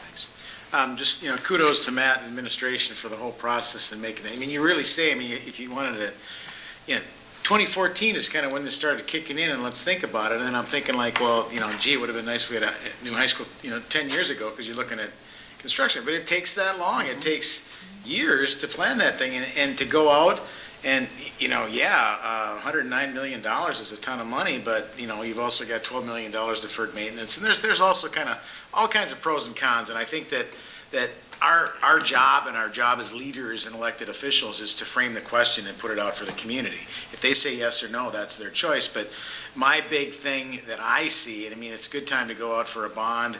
We're doing a wraparound bond and you're spreading that payment out. There's pain there for something new, but on the other end, that really, to me, is really scary is, hey, if this doesn't pass this time, what's the ask and how much are construction costs really going up? Because that's a factor that's really going up. So I think it's responsible for us to kind of have a visionary mindset, I think, which we do, about, where we are, what we have, and where we could be. And I think this is just a responsible thing to ask to move forward. So, thank you. Can I make one more comment? Absolutely. So I really appreciate board members have talked about process. We are all experienced Northfielders, and we know that the public expects their elected organizations, their elected officials, and their public entities to engage the public in a full, fair opportunity to discuss projects like this. And we began with that in mind. When we started to tackle this, that we're very intentional about the process because we know that's what the community expects. And so I have no problem when people are asking me about this. This was not a fly-by-night decision. This was a piece that was very intentional and very process-oriented. And there will be additional processes that will come, with this down the line. But I think it's really important to note that I feel we have honored and respected the Northfield expectation of a full, fair, and transparent process in a way that I haven't seen a lot of other projects do within the community. So I'm proud of what we've done, and I'm really excited to take it to the next step. Excellent. Well, with that, if there are no other questions or comments, let's proceed with the vote. So there is a motion and a second to direct Northfield School District Administration to prepare for an election on November 7th, 2017 for the purpose of expanding and extending the current operating levy and for the purpose of selling bonds to implement components of the master facilities plans. These preparations will include specific ballot question language and polling locations and other requirements needed to administer such an election. All those in favor say aye. Aye. Opposed? Motion carries. Excellent. Exciting. Very Now the work exciting. begins, And yes. now the work The next round of begins. work, yes. Excellent, okay. Good work. All right, so we'll move on to our second item for individual action, which is the 2016-17 revised budgets. We'll start with the motion, and then we'll have the Val, were you going to go to the podium? I'm going to go up to answer your questions. Yeah. Yeah, go ahead. Did you want to start with some opening remarks, or we can go right to a motion? Okay, we will then, since it's an item for individual action, go with the motion, and then Val, obviously here to answer questions. So is there a motion to approve the revised 2016-17 budgets as presented? I move it. Moved by Noel. Is there a second? Second by Margaret. Okay. Questions, comments, any board members have for Val? Okay. If there are no questions, Dr. Hillman. I will just mention that what I really appreciate about the work that the finance office does is, we now have a revised budget every year in December typically. And what I appreciate about the finance office bringing forward additional revised budgets based upon varying criteria depending on the year is that it's our effort to continue to try to show a history of being good managers of the budget while it's in flight. It's not just about setting the budget and then saying, how did we do with the audit? It's about keeping close tabs on it and trying to make sure that we can learn. And by having you pass a revised budget, again, what that does is it gives us another snapshot in time, official snapshot, that we can use to continue to make our budgeting process even better. And as you know, we usually get within a pretty close percentage of the overall total. And that is because we continue to do these kinds of revised budgets to make sure that we're transparent and honest about where we're at and what occurred to get there, so we can learn from that for the future. So good job, Val. Thank you. So if there are no other questions or comments, there's a motion and a second. All those in favor say aye. Aye. Opposed? Motion carries. So I imagine Val will stay at the podium. Our third item is proposed 2017-18 budget all funds. Is there a motion to approve the proposed 2017-18 budget as presented for all funds? Moved by Ellen, is there a second? Second by Rob. Okay, questions or comments regarding the 17-18 budget specifically for Val? Can I make a couple comments first? Absolutely. Okay. I did go in and change just a handful, primarily just the 2%. My budget that I presented in May actually had, I think, a 1.5% estimate. Since this was after the legislature had finished, I did put the 2% in there. But I realized sitting at the table tonight that I didn't take the TRA out, so that will be part of the revised budget. So it will actually look a little better than it does right now. But that is primarily the only change from what was presented in May. Okay, excellent. And that's specific to the general fund budget. Yes. Ellen? I just want to thank you again for rolling out this step-by-step for the board and then having it all together, as something, and what I appreciate is just the pie chart that shows us just how much goes direct to the students and, your overall narratives that you provide for each of the budgets. So it's just very thorough and I feel really comfortable and confident in what you presented. So thank you. Thank you. Excellent. Margaret? Just a quick comment for you, Val. Sometimes subject matter experts are not good presenters, and you are one of those rare people that is both great at presenting and being a subject matter expert, so thank you. Thank you.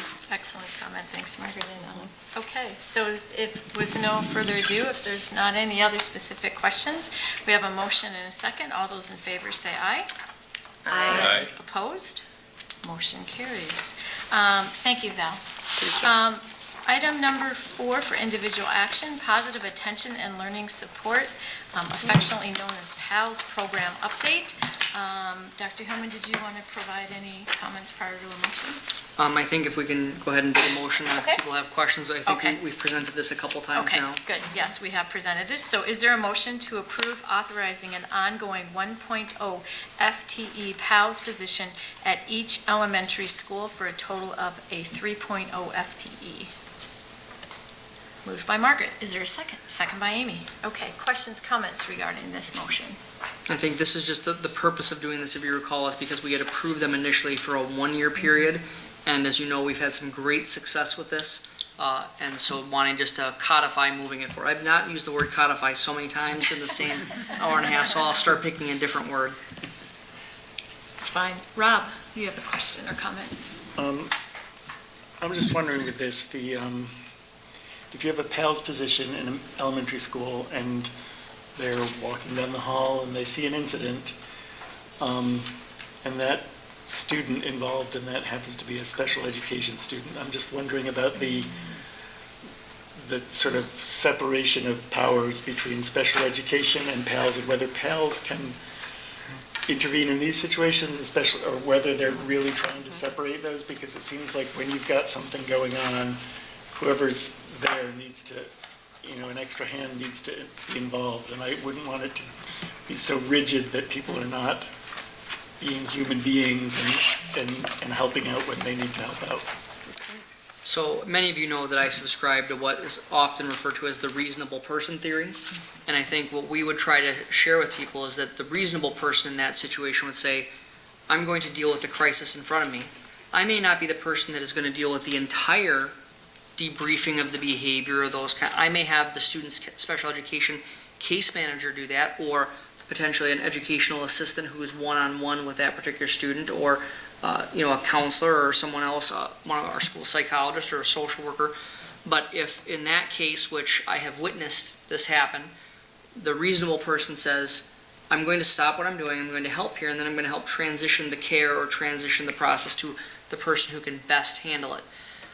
We do want to have, what we do want to be careful is, because we are using general fund dollars to pay for this, the main point of the position is to help reteach some of those skills or teach those skills in the moment and get students back into the classroom. So we do give that instruction that your focus is general ed, because that's what we could very easily be diverted in the attention. So we do give that reinforcement that this is a general ed position focused on general education students to help make sure kids develop the school so they may not need to qualify for special education. But in the example that you gave, what I would expect and have seen, and Mary Grace Hansen, who's finishing an interim tour at Greenville Park here, can assure you that PAL's position in general would stop. There may be some individual circumstances that may be with a specific student or something. There may be a prearranged agreement where, no, we're going to allow the student to have their meltdown and then we're going to process it afterwards. But in general, my sense is, my expectation would be if any of our teachers or any of our staff were walking past that, no matter if they're the PAL's position or not, they would stop and say, well, we got to get this under control, and then I'm going to pass it off to the person who can do it, who can better handle it. Excellent. Margaret? Just a quick acronym question. Can you remind me, we will be capturing data using the SWIS system. What is that acronym again? School-wide incident system? Information, okay. School-wide information system. Thank you. Other questions or comments? I think, since we started the PALS position, which I think, when those particular, the PALS, Melissa and Peg and Adam were here, I think, we had commented that it exceeded our expectations for where we thought they'd be in a year. And now that we have been, incorporating the second step, social emotional learning curriculum in the elementary schools, I think it really does give them an even better anchor and a better opportunity to really move their position forward. So I think just that development alone over the course of the year, and obviously the work that they've already done, absolutely justifies that we continue this position going forward. So, Rob? I'm sorry. Do we have the same people in those positions for next year so they can capitalize on what they've learned over the past year? Yeah, as of right now, all three people who are currently in the position are planning to go for those positions next year. Now, as you might imagine, there's a couple of people who have their administrative license and maybe seeking a position. I just don't know the answer to that if they were to choose. So the only way that we would change that right now is if someone were to choose to leave or take a different position. So yes, at this moment in time, all three of these folks are going to be next year. I'm going to also use that as an opportunity to say, this may be the last time that you hear the PALS acronym. We've had some discussions about, especially as we move to social emotional learning, and saying that that is a core academic subject, which is what we're really saying. And so we have instructional coaches in reading and mathematics. And if we are saying that pro-social behavior is as important to teach young children as reading and mathematics, we're talking about instruction. And so as we move forward, you may hear us refer to PALS people as our instructional coach for behavior. Because again, we want to be very clear that this is an instructional coaching position. It's not just about helping students, it's also about helping teachers be able to develop the skills that they need to be able to work with some of those behaviors in the classroom. So just know we may call it something different as we want really to make sure that the importance of it and the importance of the instruction is really highlighted. Excellent. Okay, any last minute questions or comments? Okay, we have a motion and a second. All those in favor say aye. Aye. Opposed? Motion carries. Okay, item number 5, Northfield Middle School music staffing. We had the presentation overview at our last board meeting, so is there a motion to approve an additional .2 FTE for band programming at Northfield Middle School beginning with the 17-18 school year? So moved. Moved by Rob. Is there a second? Second. Second by Ellen. Questions, comments for Dr. Hillman? And I just want to reiterate that when we talked a year ago about some reorganization of the existing music FTE between the two secondary buildings, we said if we saw an increase in the number of students that we would increase the FTE appropriately and not take it from the contingency funding. So it's not something that's contingent because it's a piece that is something that we know is a resurgence in the number of students who are staying with specifically their instrumental music program beyond 6th grade. And so I'm very pleased to follow through. As you know, we think it's really important to follow through on things that we say we're going to do. This is what we said we were going to do, and we're following through on it and are able to do this, which we think is great. It just, again, goes to show that music and the fine arts are alive and well in Northfield. Excellent. Any, Rob? Yeah, I just want to thank Dr. Hillman for following through. I mean, I really appreciate that. I think music and band are, for me, they're core subjects, and they really need to be supported. And I also want to thank, clearly, Mr. Fryer in the middle school has worked extremely hard to bring those enrollments up, and he's a fantastic teacher. So I think this is a testament not just to the follow-through of the administration, but it's also a testament to the quality of the teachers. It's an excellent, I could not agree more. Excellent, good stuff. Okay, so if there are no other questions or comments, we have a motion and a second. All those in favor say aye. Aye. Opposed? Motion carries. Can I make one comment Yes, afterwards? absolutely. At the last meeting, I think Amy asked about the FTE overall. So when we look at the middle school music, back in 2012-13, when we had that very high number of students, we were at 3.3 FTE across all three of the music areas. This year, despite the fact that we had that decline for a period of time, we'll be back to 3.2, not very far off from where we were in 2012-13. So I think that just is important to note that, we are not where we were in 2012-13, but we're awfully close, and that just goes to show that, and in fact, we now next year will have more music FTE next year than we did last year. So that's an important piece to share as well. So you had asked that question, I had pulled the data, I wanted to make sure I shared it. No, that's excellent, thank you. Okay, I believe, yes, our last item for individual action, administrative services update. Again, Dr. Hillman did that presentation as an item for discussion at our last board meeting. So as an item for individual action, is there a motion to approve the modified administrative services structure as presented? Moved by Margaret. Is there a second? Second by Noel. Again, questions or comments for Dr. Hillman on the motion? Just make an opening comment here on the fact that if you remember back when I was assigned the Director of Administrative Services position, at that time it was combining two positions. If you remember, it was combining the Director of Business Affairs and the Director of Human Resources and Technology position. So actually, as I count that, that's actually more than two positions that it combined. And we saved some money at that time. And then as we've moved forward, and we did some other modifications, even with this proposed reallocation or redistribution of duties and those things, we again are saving the district about $32,000 even with this reorganization. So I know sometimes you in the community get questions about, well, when was the last time administrators were reduced? Well, we actually propose our own, reductions every so often because we want to make sure that we are being as good stewards for the district as possible while still providing the same level of high service. So we are actually going to provide really quality service with this reorganization and still saving the district some dollars, which is really important because we can put that in other areas. Excellent, thank you. So if there's any questions or comments? No? Okay, we have a motion and a second, so we can move on to the vote. All those in favor say aye. Aye. Opposed? Motion carries.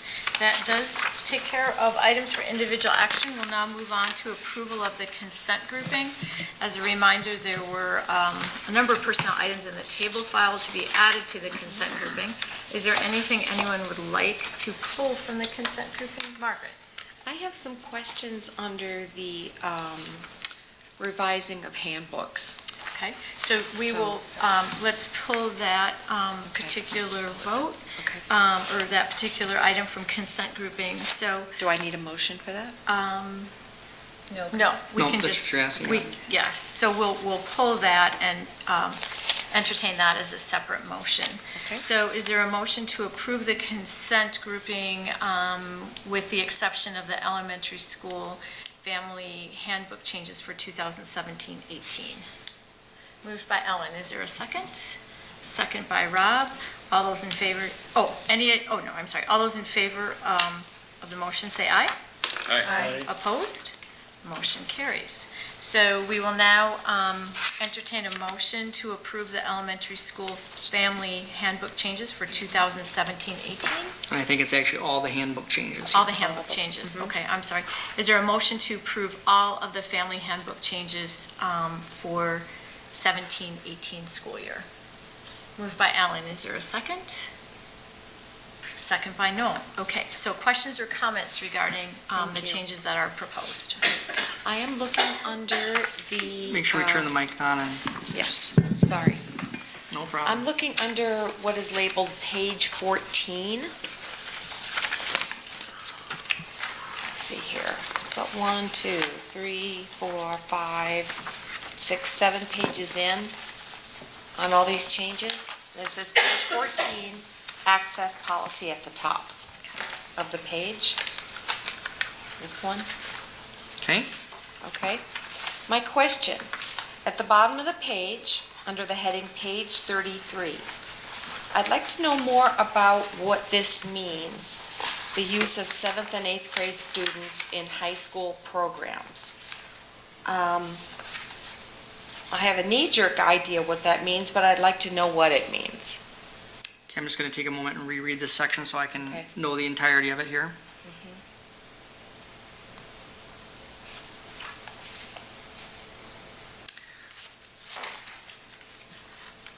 So, in the key thing here, it is more common in school districts that are smaller than us.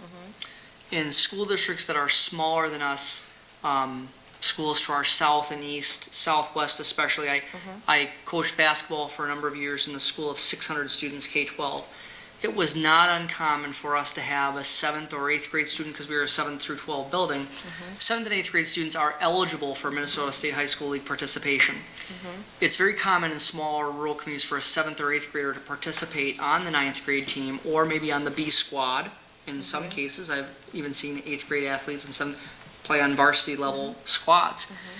What I believe that this particular piece is to do is to dissuade that for most circumstances, so that you would not cut 9th grade students from a team in order to move up 7th or 8th grade students. It doesn't mean that 7th or 8th grade students could not participate on a team, and in fact, I'll give you an example of an area where it would make sense. From time to time, in a sport like football, for example, we will have a student who is far more physically gifted than the 7th and 8th graders that they're playing with, and the coaches have a real concern for the safety of the other students if this this physical prowess of a student is such that it might harm same-age peers. In those cases, that football player may be moved up a level simply to put them in on a team where their skills are equivalent to the people above them, if that makes sense. Yes. But what this says is that a coach cannot displace 9th grade students with 7th and 8th grade students, so they can't be cut from a sport in order to make room for something that might be perceived as a better performing 7th or 8th grade student. Right. It doesn't mean that those students couldn't participate. They certainly can. It just means that those students can't be displaced or cut from the sport to make room for those younger peers in 7th and 8th grade. What I'm thinking, okay, to me, this doesn't make sense to me, because it's saying that 7th grade and 8th students may not displace a 9th grade student. But what could happen is that a 7th or 8th grade student could cause a junior or senior to be benched on the varsity team. And I've seen this happen in the past, and I've heard a lot of displeasure from the community that we would have such young students displacing juniors and seniors on varsity teams. And I'm speaking just for public who have mentioned this to me, and it doesn't sit well with me either. You know, and that doesn't happen very often in Northfield. I mean, that's very routine. You get to the Valley Conference and some other smaller places, that is every year where that happens. When you get to varsity level competition, what you're looking to do is you're looking to make sure that the people who have the similar set of skills, in terms of that varsity level competition skills, are able to play against people who are that varsity level competition. It's rare in Northfield, in my opinion, in the data that I've seen, it's rare that that happens. If that does happen, it means that that student is so skilled that they have earned the playing time on that particular varsity sport. Now, what I can tell you is that in a number of years of coaching, when you talk about that playing time, whether that's an 8th grader who might be very skilled playing, or whether it's a sophomore, or potentially even a junior or a senior who you get into a discussion that can be very difficult. And so I think the key thing in this case is that this is not uncommon in a lot of other schools. It is not common in Northfield, so it's very noticeable when it happens. So in terms of when you get to varsity level athletics, a 7th or 8th grader whose skill set says I go back to, if we had a student who was in 7th grade who was ready for calculus, we wouldn't say, no, you can't participate in calculus yet because you haven't gone through, we would never do that. If we had a student who we looked and said, the student should be in calculus, we would all say, yeah, how can we make sure that they get in calculus? I think there's some similarities with that when it comes to that kind of student, athlete, and the activities piece. And that's why we have an activities administrator and a coaching staff that works together to look at what's the best thing for all the students involved. And it's also a reason that we make sure that we have things like varsity reserve games and those kinds of pieces where there are more than just varsity opportunities for people to compete. But I understand that the plain reading of the language, I understand how you can get to that point. Right, and to me, if a 7th grader is ready for calculus, we would make room in that calculus, but we wouldn't kick a senior out of the calculus class to Fair make room point. for that 7th grader. So what I see, how I read this is, in order for our teams to win, we would take a junior or senior who's put in the years on that team and the dedication and keep them from playing to make room for this gifted 7th or 8th grader. I can see that from 9th grade up because they're all in high school, but I'm very uncomfortable with this language including 7th and 8th graders. That's my Sure. opinion. And I respect that, and I think the key thing here is that the focus here is that the most likely piece for that to happen in our school district is going to be that 9th grade team. That's the most likely. So what this addresses is the place where it's going to be the most likely to affect. I can certainly bring that feedback back for future handbooks in terms of that, because there's been nothing that has even prevented this before. So, this is a step in the direction that you are suggesting. I think that as we get into talking about the varsity competitive piece of that, that's a much deeper discussion, that I know that the activities department has on a fairly regular basis. Well, I don't know what to do with my vote since we're voting with all of this, because I strongly disagree with this paragraph. So, You can vote against it then. yeah. Go ahead. I mean, every board member at the end of the day. And I wish I had a better answer for you, Margaret, than that. I'm telling you from an administrative point of view, how I see that playing out right now. Okay. And for me to fix that for you right here now is not possible. Exactly. Can I comment on this? Yes, please. I'm on the AAC board. We spend a lot of time on this. And I mean, Good. coming from here, I don't know, not to brag in a sense, but I mean, when I was in 10th grade, I was the only 10th grader on the varsity football team and started on the varsity. And that was kind of a big deal, back then. But, and again, Michael Jordan didn't make his 9th grade basketball team. He got cut. But if we had a Michael Jordan in 7th and 8th grade that could play in the varsity, what are you going to do? If you had that prodigy math kid, are you going to hold him back? You got that other one on it. Does it happen very often? No. Would it be definitely a case by case? Sure. But, I don't know. I don't think that so, I mean, I think that based on that all inclusive, it's like, are you going to kick somebody off the team because you've got maybe the next Michael Jordan in 7th or 8th grade that you could start on your basketball team?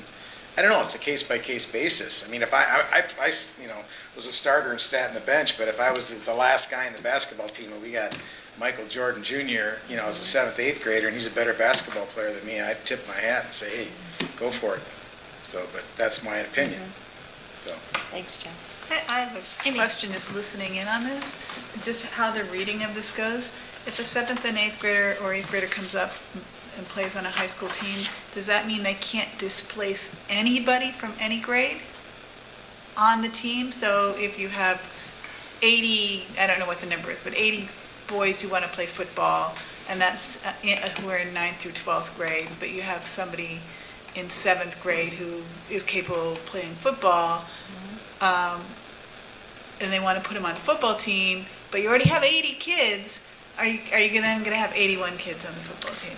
In football, we would have 81 kids. Well, whatever the number Because is. in general, if you look at the sidelines in football, they're full, in terms of, there's still only so many opportunities to play in the game. Of course, football, there's 11 players, all sorts of different places where a student can play. Where I see this, where that would have the most impact, and it depends on what you think about displacement.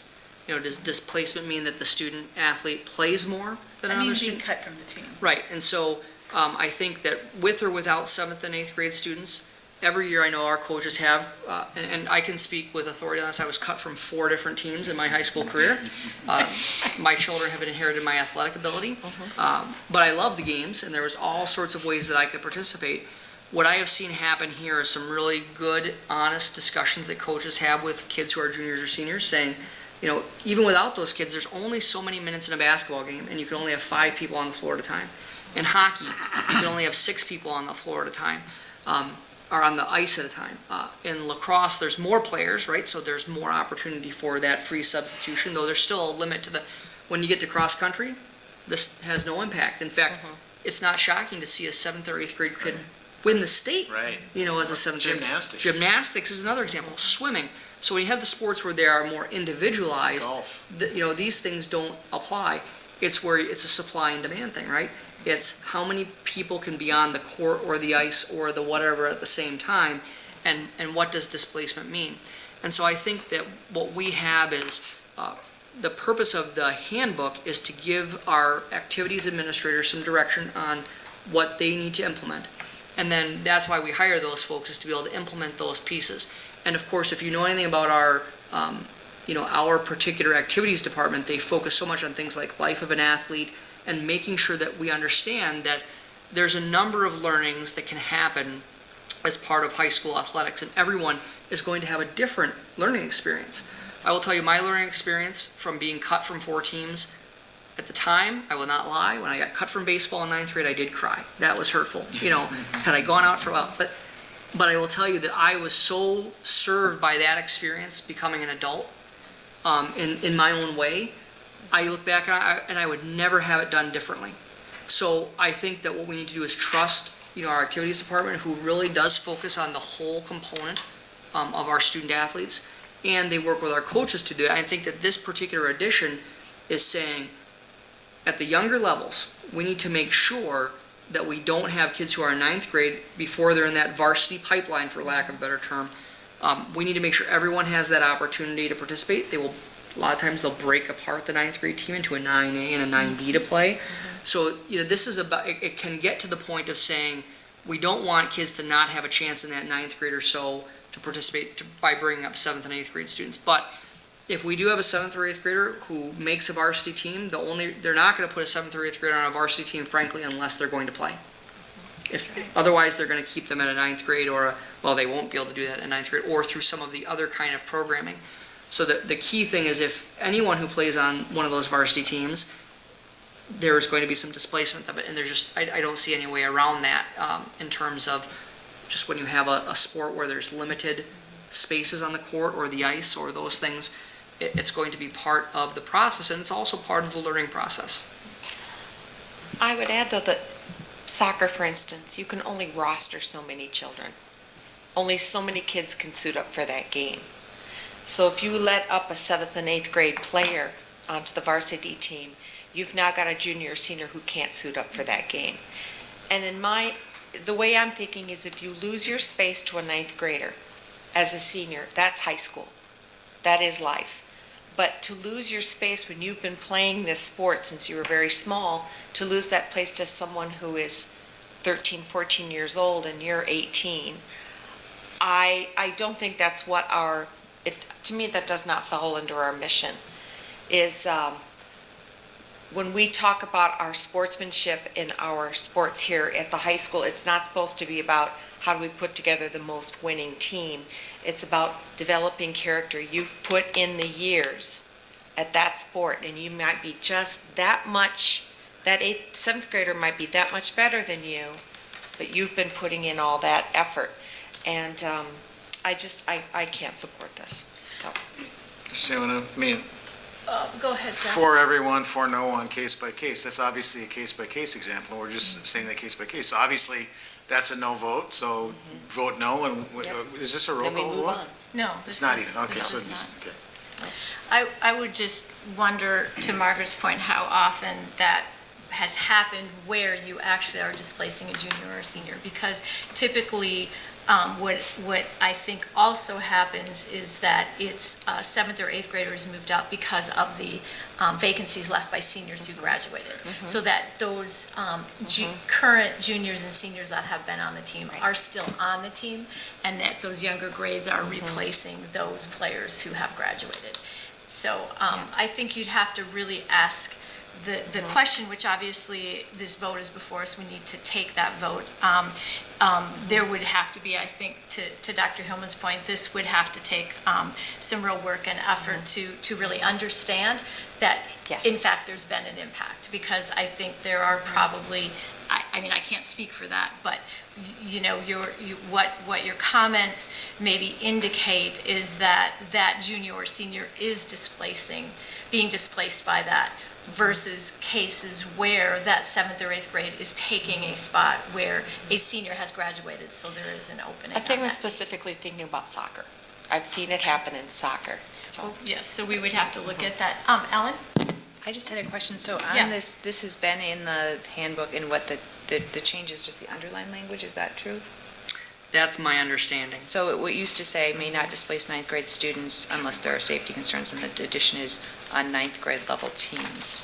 Is that correct? That's what the update is, and I think it's, again, specific to the fact that if you think about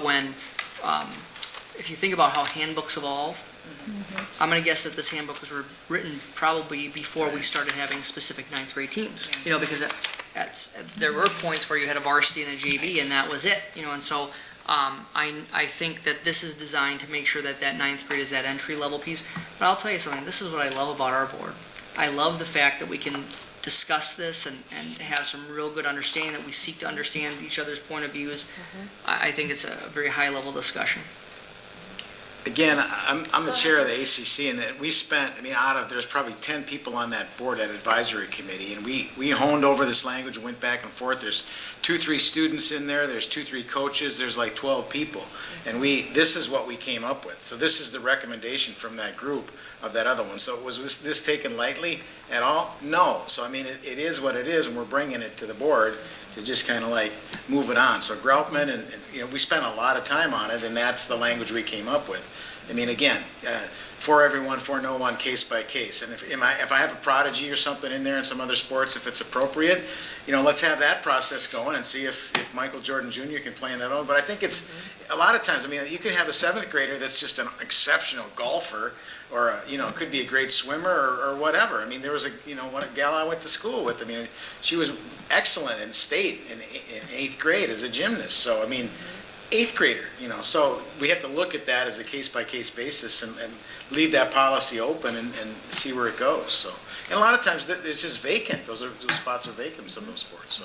Well, Jeff, thanks for providing the context to the work that the Activities Committee does, and for your service on that committee, because I, as tenure on the board, I have served on that committee as well, and it is a very good cross-section of stakeholders and people who really are quite committed to making sure that our sports programs are fair and equitable, and that we're doing a good job by our student athletes. Noel, you have a comment? I probably have a comment that's a reverse of what we've been talking about. I had a son who was on a basketball team. He was 5 years of basketball, 6 years of basketball, and his senior year he played 2 minutes. And I said, "Were you disappointed?" He said, "No." He said, "I was displaced by a kid who was really good." And he said, "The only disappointment was that what's the shot, the 3-point? Yeah, the 3-point came in a year I graduated." And he said, "I would have been a starter had that been there a year earlier."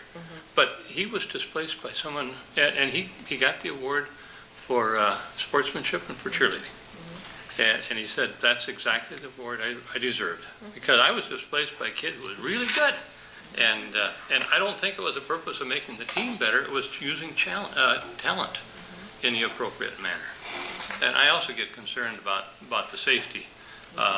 My grandson plays hockey, and he doesn't want to play in varsity. He could, but he doesn't want to. He plays on club teams. And oftentimes there will be a club team from another town. And he had the unfortunate of breaking both bones in his arm when a think they were a sea-level player who was about 6'6" on skates, nailed him into the boards. And he said it was a safety issue. He said I was probably a foot shorter than he was. And everybody else on the team was the appropriate size, but there was somebody who was huge and probably shouldn't have been playing at that level. But, yeah. So I see safety as an issue as well. Okay, excellent comments. Thank you. Amy? This microphone tonight has been interesting. It's been a very interesting conversation, and I wanted to thank Margaret first for bringing this up. I think there's a lot of pieces to this discussion that we can't really delve into tonight between fairness and safety and providing challenges for all students. And I'm really glad to know that Jeff is on the ACC and he's representing us, and he now knows some of the questions that I think we all had. I'm also happy that this is a step forward. I think that's always good. Wheels move slowly. So I think what I'm hearing tonight is we would just like this whole thing, someone to be thinking about this and maybe trying to give us, part of it is that we don't have the context other than Margaret's one particular, but how many upperclassmen get kicked off, get cut from teams to let, I mean, maybe it's not a moot point because it really doesn't happen. Maybe it's something more that we need to talk about, but we have a year, I think, to have, just request that someone keep an eye on this and sort of report back to us at some point what they found. Is there any further comments or questions, or are we ready to move to the vote? Ellen had her hand up. I was going to call a question. Okay. Question's been called. Is there a second? Second, okay. It's not a debate, calling the question is not a debatable motion, but it does take a 2/3 vote. So all those, there's a motion and a second. All those in favor of closing the debate or simply calling the question, say aye. Aye. Opposed? Aye. Okay. Motion does carry, however, so we will proceed with the vote. So we have a vote, we have a motion and a second to vote on the, let me get the exact wording of the motion since it's been, there's a motion and a second to vote on the Family Student Co-Curricular Student Citizenship Handbook for 2017-18. All those in favor say aye. Aye. Opposed? Nay. Motion carries. And we don't get to pull out our Robert's Rules of Order skill very often, so I like that. I've been wanting to say a nay just. Okay, excellent. All right, so let's move on to items for information. We have the website update. Dr. Hillman. Yes, so Director Bailey and I are going to talk a little bit about this. As you know, approximately 5 years ago, Nuger Communications worked with us to develop a new school website. And it's a school website that we've had a lot of positive commentary on, how the aesthetics of the site and some really good pieces around what's on the site. And of course, any website over time becomes bloated, or there are pages that maybe should have been pruned that were not. And at the 5-year point, it was time to start taking a look at this. And so Aaron and I have actually had this discussion starting last fall. Actually, we had started to talk with Nuger about it last year, Nuger Communications last year. We've worked with them on a process to start updating the website. What we want to do is just share with you an update as to where we're at. We included in your packet something else that's happened over the past 6 or 8 months in terms of a renewed focus, and this is, I included an article from the School Boards Association about accessible websites.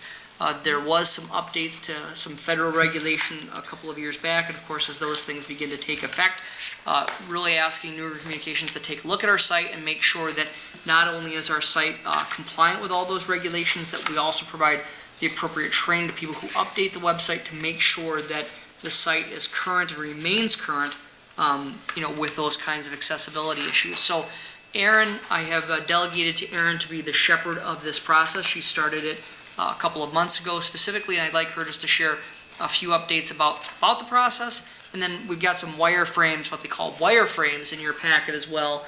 And so we'll just kind of go through some of those mock-ups with you. And this is really informational, just to share with you where we've been, why we're there, and where we're going. This is the kind of thing that we do for you, but this is going to be a change that people will notice when they go to northfieldschools.org. So we wanted you to have some preview of it. So Matt's covered a lot of it, but some of the main goals that we had when we're working on updating the website was to make the information that's on the website a little more static. One, we're finding since we did the website 6 or 7 years ago, there's so many new ways that we are communicating with families, email, Schoology, just the constant contact that principals are really having with families. And so the news that's on the website, we often felt was sitting for longer than we really wanted to be sitting. And so one of the goals would be to make the website information a little more static and obviously use those other communication tools we're using, such as Schoology, the accessibility issues that Matt talked about, and then really do some updating and work with the calendars. So that they're more specific to each school building rather than kind of this general calendar that is confusing for lots of people. So those are our main goals, and with a launch date set for early August. There's been a couple different teams that have been working on this. So there's a core team that has met 3 times, and that core team has spent the most time on the information that you're seeing in your board packet. The current district website, I believe it's 417 pages is the size, and we're looking at going down to 125, so really doing some streamlining of what is the content that's on there, and some of it is just that people have added pages over the years, and so just making sure and going back and determining what is really relevant. And so the core team has taken has met 3 times. The first meeting was to look at the analytics, and so really looking at how are people accessing the district website, which pages are being accessed the most often once they get there, how long do they spend on the district website, where do they go once they're in the district website, so kind of analyzing all of that. We will analyze that again about 1 month into the new website being launched, and then again 6 months into the website being launched, just to make sure the way we want it being used is actually how it's being used.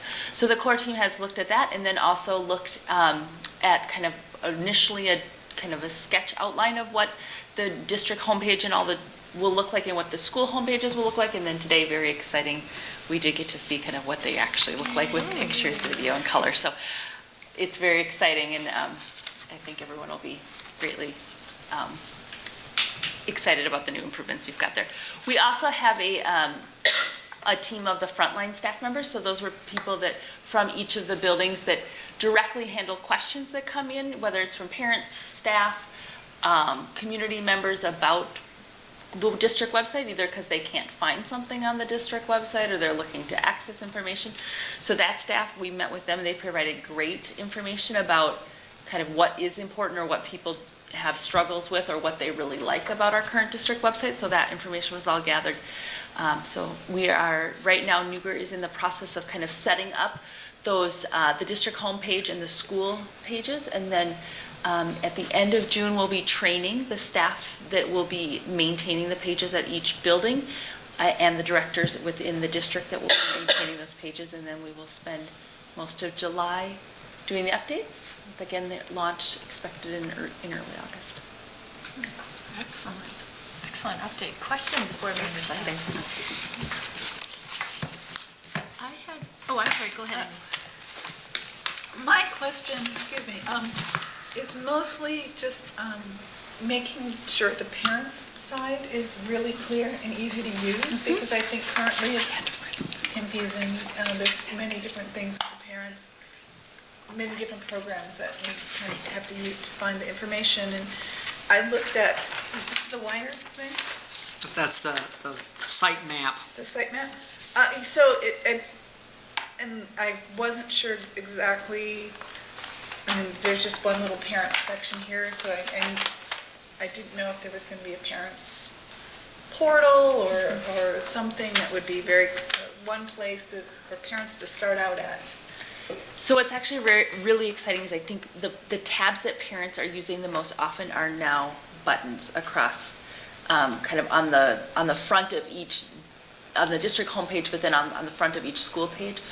So what we kind of, the feedback we've gotten, things like your lunch account, calling in about attendance, those tabs that parents were looking at most often will now be kind of front and center,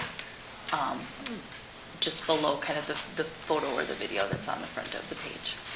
Does that help? And Does then, that help answer? so that's the actual public website. So how does that interface with Schoology and Skyward and RevTrak? And you have to go in Schoology's two different ways for different things. And so those are the parts where I think all of the pieces, if you're just going to the main. Sure. Yeah. So some of the Schoology and those information that you are currently receiving, that will you'll continue to get the emails that come from Schoology, kind of with those daily announcements and things that happen quite frequently. Things like RevTrak or those payments where you make your lunch payment or whatever it might be, when you click on the payments on the district website, those are a third-party vendor, so they will still take you to that site to where you need to make the actual payment. Yeah, I'm just saying, and I don't want to get into the nitty-gritty. It's just my dream, my vision is that I have one bookmark and I can go to that bookmark, which is a parent's place, and then if I need to pay an activities fee, there's a button to click there, and if I need to pay an iPad fee, there's another button to click, and if I need to... This is probably Val's dream too, that we end up with all one vendor. Well, I think it's all of our dream because And that takes care of part of the issue, I think, Amy, that you're talking about, is that there's not one vendor that currently supports all of those items in the district. So we can't have one portal for it because it's a different third-party vendor. But you can have one launching place. Yes. Yes, and that's going to happen. Yes, I mean, I think that's you're going going to to see, happen. So I think that's the data that Aaron is referring to, is the fact that those things that people use most often are going to be front and center. And so the other thing is, in the old days, you would have these launching points for everyone, individually. Well, now they're actually talking about what are the things that people, and how can we get them there through more of an intuitive way, as opposed to having to, I'm a parent, so I have to click here. Trying to make those things more front and center. But your real question is, how could we continue to consolidate the services that we have? And we will continue to work on that. One of the issues that we have between, I'll give you the example, and for folks at home who ask this question all the time, Schoology and Skyward. Schoology is the best-in-class student learning, or the learning management system. And unfortunately, Skyward, which does a lot of good things too, is how we get paid. That generates the files that we send into the state to count the average daily membership and those kinds of pieces. No learning management system company is willing to take on that kind of piece yet because it's so far, and yet when the student information companies like Skyward try to make their systems into learning management systems, they're terrible, and they don't do it. So it's this piece about trying to pick the tool that we've done some experiments last year. For a minute, we turned on this thing that copies grades between Skyward and Schoology. We turned it off very quickly thereafter because there were some issues with that. That's going to keep getting better. We couldn't even talk about that 2 years ago. So the point is, it's something that we have directed our tech staff and other folks to keep working on that. How can we keep streamlining things so parents have our dream of the one-stop shop to go to? Part of that is redoing the website. Part of that is giving better direction to buildings on where they place things. And the third part of it is making sure that we go after parents all the time, telling them what's the best place to get the information. Your feedback is not the first time we've heard that, nor will it be the last time we've heard it, and we'll keep going after it to the best of our ability. I'm wondering, there's been a lot of talk, especially on the DYC, about making the policies and student citizenship handbook more accessible. If it's only available in paper or in PDF, it's less accessible. So is there a way to make it, optimized for the thing that they all have, so that they're not having to download a PDF and search through it? And So one of the great things about this revamp to the website is it will become mobile enabled. So if you've ever tried to look at the current district website on your cell phone, it's microscopic and you can't get it all. So that will help. And I think there is the thought to push out onto iPads some of these handbooks and things like that, so they would be just sitting on students' devices too, so that they would access it. And then of course it will be on the website as well. In fact, I think we have pushed the citizenship handbook out before under a couple of different iterations, but since we've done some changes, it's not been in the exact same spot. Any other questions or comments? I had one comment and one question.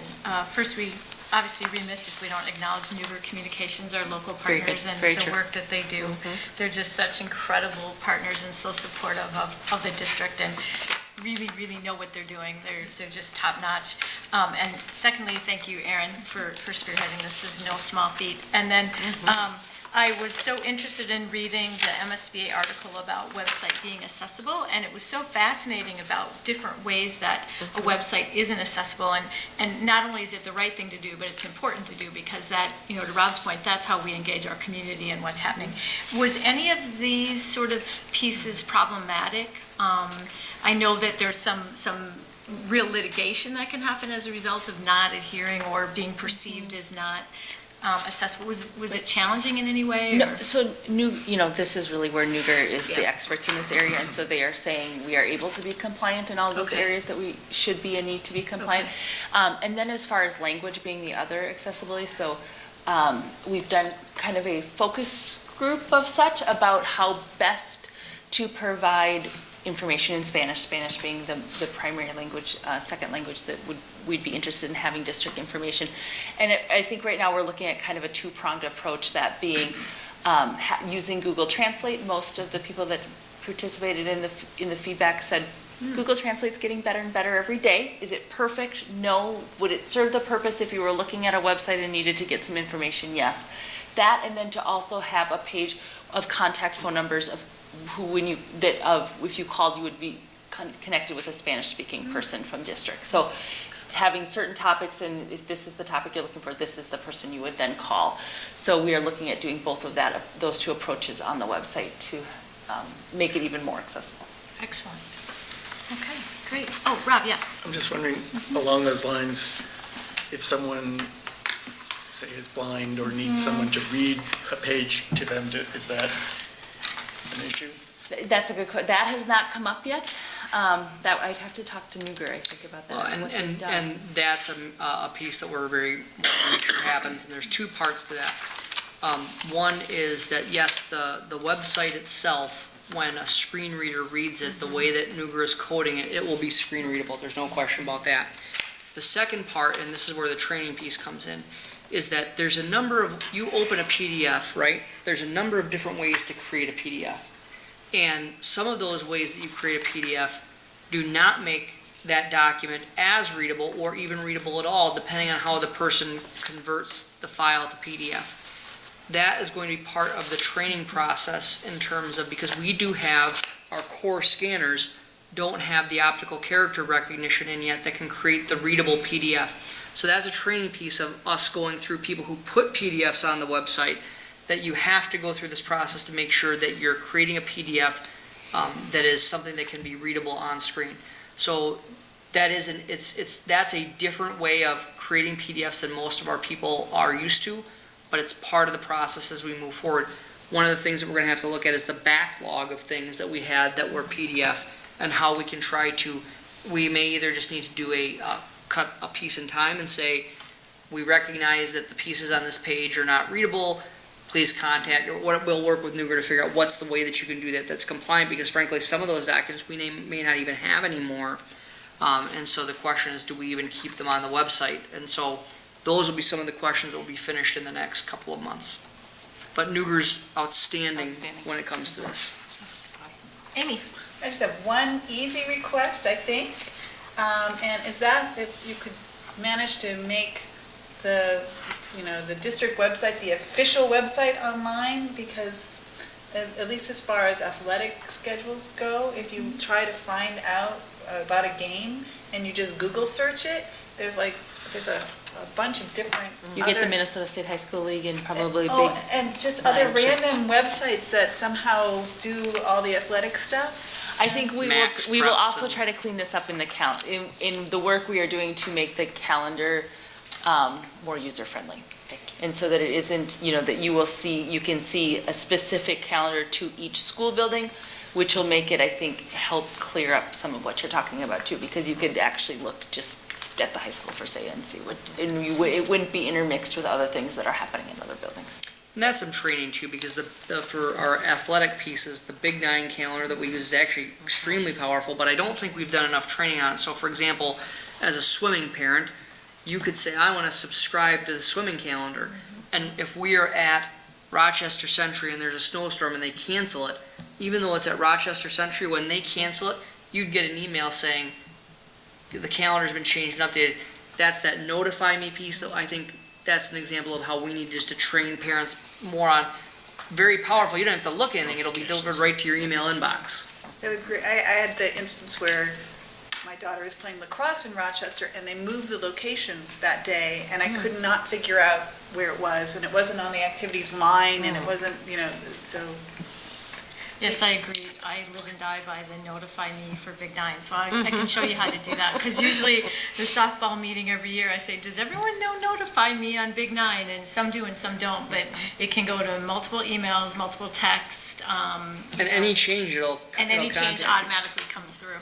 So I have to learn about that. you're driving to Rochester, will literally tell you, no, it's going to go over here. So anyway, all right. Including so maps to the sites. So that just sort of speaks to the larger question of really educating people on how much information is available. So, all right, good. We can move on then to the end of the year enrollment report. We're there already. Yes, so we are at the end of the year, and what you'll see is actually the new copy of the enrollment report with one additional line at the bottom that excludes the early childhood and the part-time ALC folks that we had talked about. So what you'll see is that we ended the year just about where we started on September 6th, just 5 students less, or 4.5 students less than started the year with us. And I think the important thing is that this is going to give you I have to be really clear, this is not intended to be an ADM report for you, but what it is by giving you that final line that Chris Nessett has given to us, you're going to be able to see the students who you would consider to be the traditional K-12 students that you would see in our schools or at our ALC, excluding the early childhood students and also excluding the part-time independent study ALC students. So at your request, we've added that line, and hopefully that is helpful. And if, as we look through this, we need to make modifications or additional things for you, we can do that too. But again, there was a time when we were talking about how we wanted to be able to see this in a more discrete fashion, and you have it within just a short time period. Okay, excellent. Any questions? I have a question. Yes, Amy. Just looking at the end of the year report for grade 12 in the high school with 302 students, does that reflect how many graduated then? Or is that, what does that number mean at the end of the year for 12th grade? Give me 1 second to get there. So in general, actually we're looking at this one now because we're looking at the grade 12. Oh, I'm sorry. Okay. So in terms of that means that there were 302 students in grade 12 at the point of this enrollment report. So I think you theoretically could say that should be around the number that potentially graduated. However, there are some individual circumstances, because I seem to recall a little bit higher number than that. It could be that some students may have had enough credits at the end of the first semester and came back for graduation. There could be students who are included in this number who may not have graduated, because even though they're a 12th grader, they may not have completed all the requirements to graduate, because we do have every year, there's a handful of students who don't meet all the requirements and they come back to finish either over the summer or in the fall. So what that number reflects is the number of students who are enrolled in grade 12 at the end of the year. The large majority of the students walked across the stage at graduation. Some may have already completed all the requirements, may not have been technically enrolled at that point. That is more often with some of the ALC pieces, in terms of where a student may finish all their coursework in, say, November, and they are graduating in June. That reflects the number of students who are enrolled in 12th grade. It doesn't necessarily mean their graduation status. Okay. So do we know how many students graduated? I should have that number off the top of my head, and I don't. In my head, it was 309, but I am obviously wrong, because unless we had a number of students who, but this is right in the ballpark. We can count them. If we could count, could I happen to have the commencement Of course you do, Julie. program. That's what I'm Amy. I have one at home. That's right, let me count. Can count. Okay. All right, good question. So any other questions on enrollment report? All right, so those are the items for information. We'll move on to our future meetings. We have a little bit of a break. Our next meeting is not until Monday, July 10th. Then just one meeting in July, so then we would meet again on Monday, August 14th, both at 7 PM in the high school media center.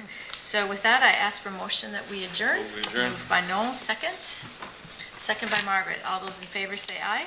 Aye. Opposed? Motion carries. We are adjourned.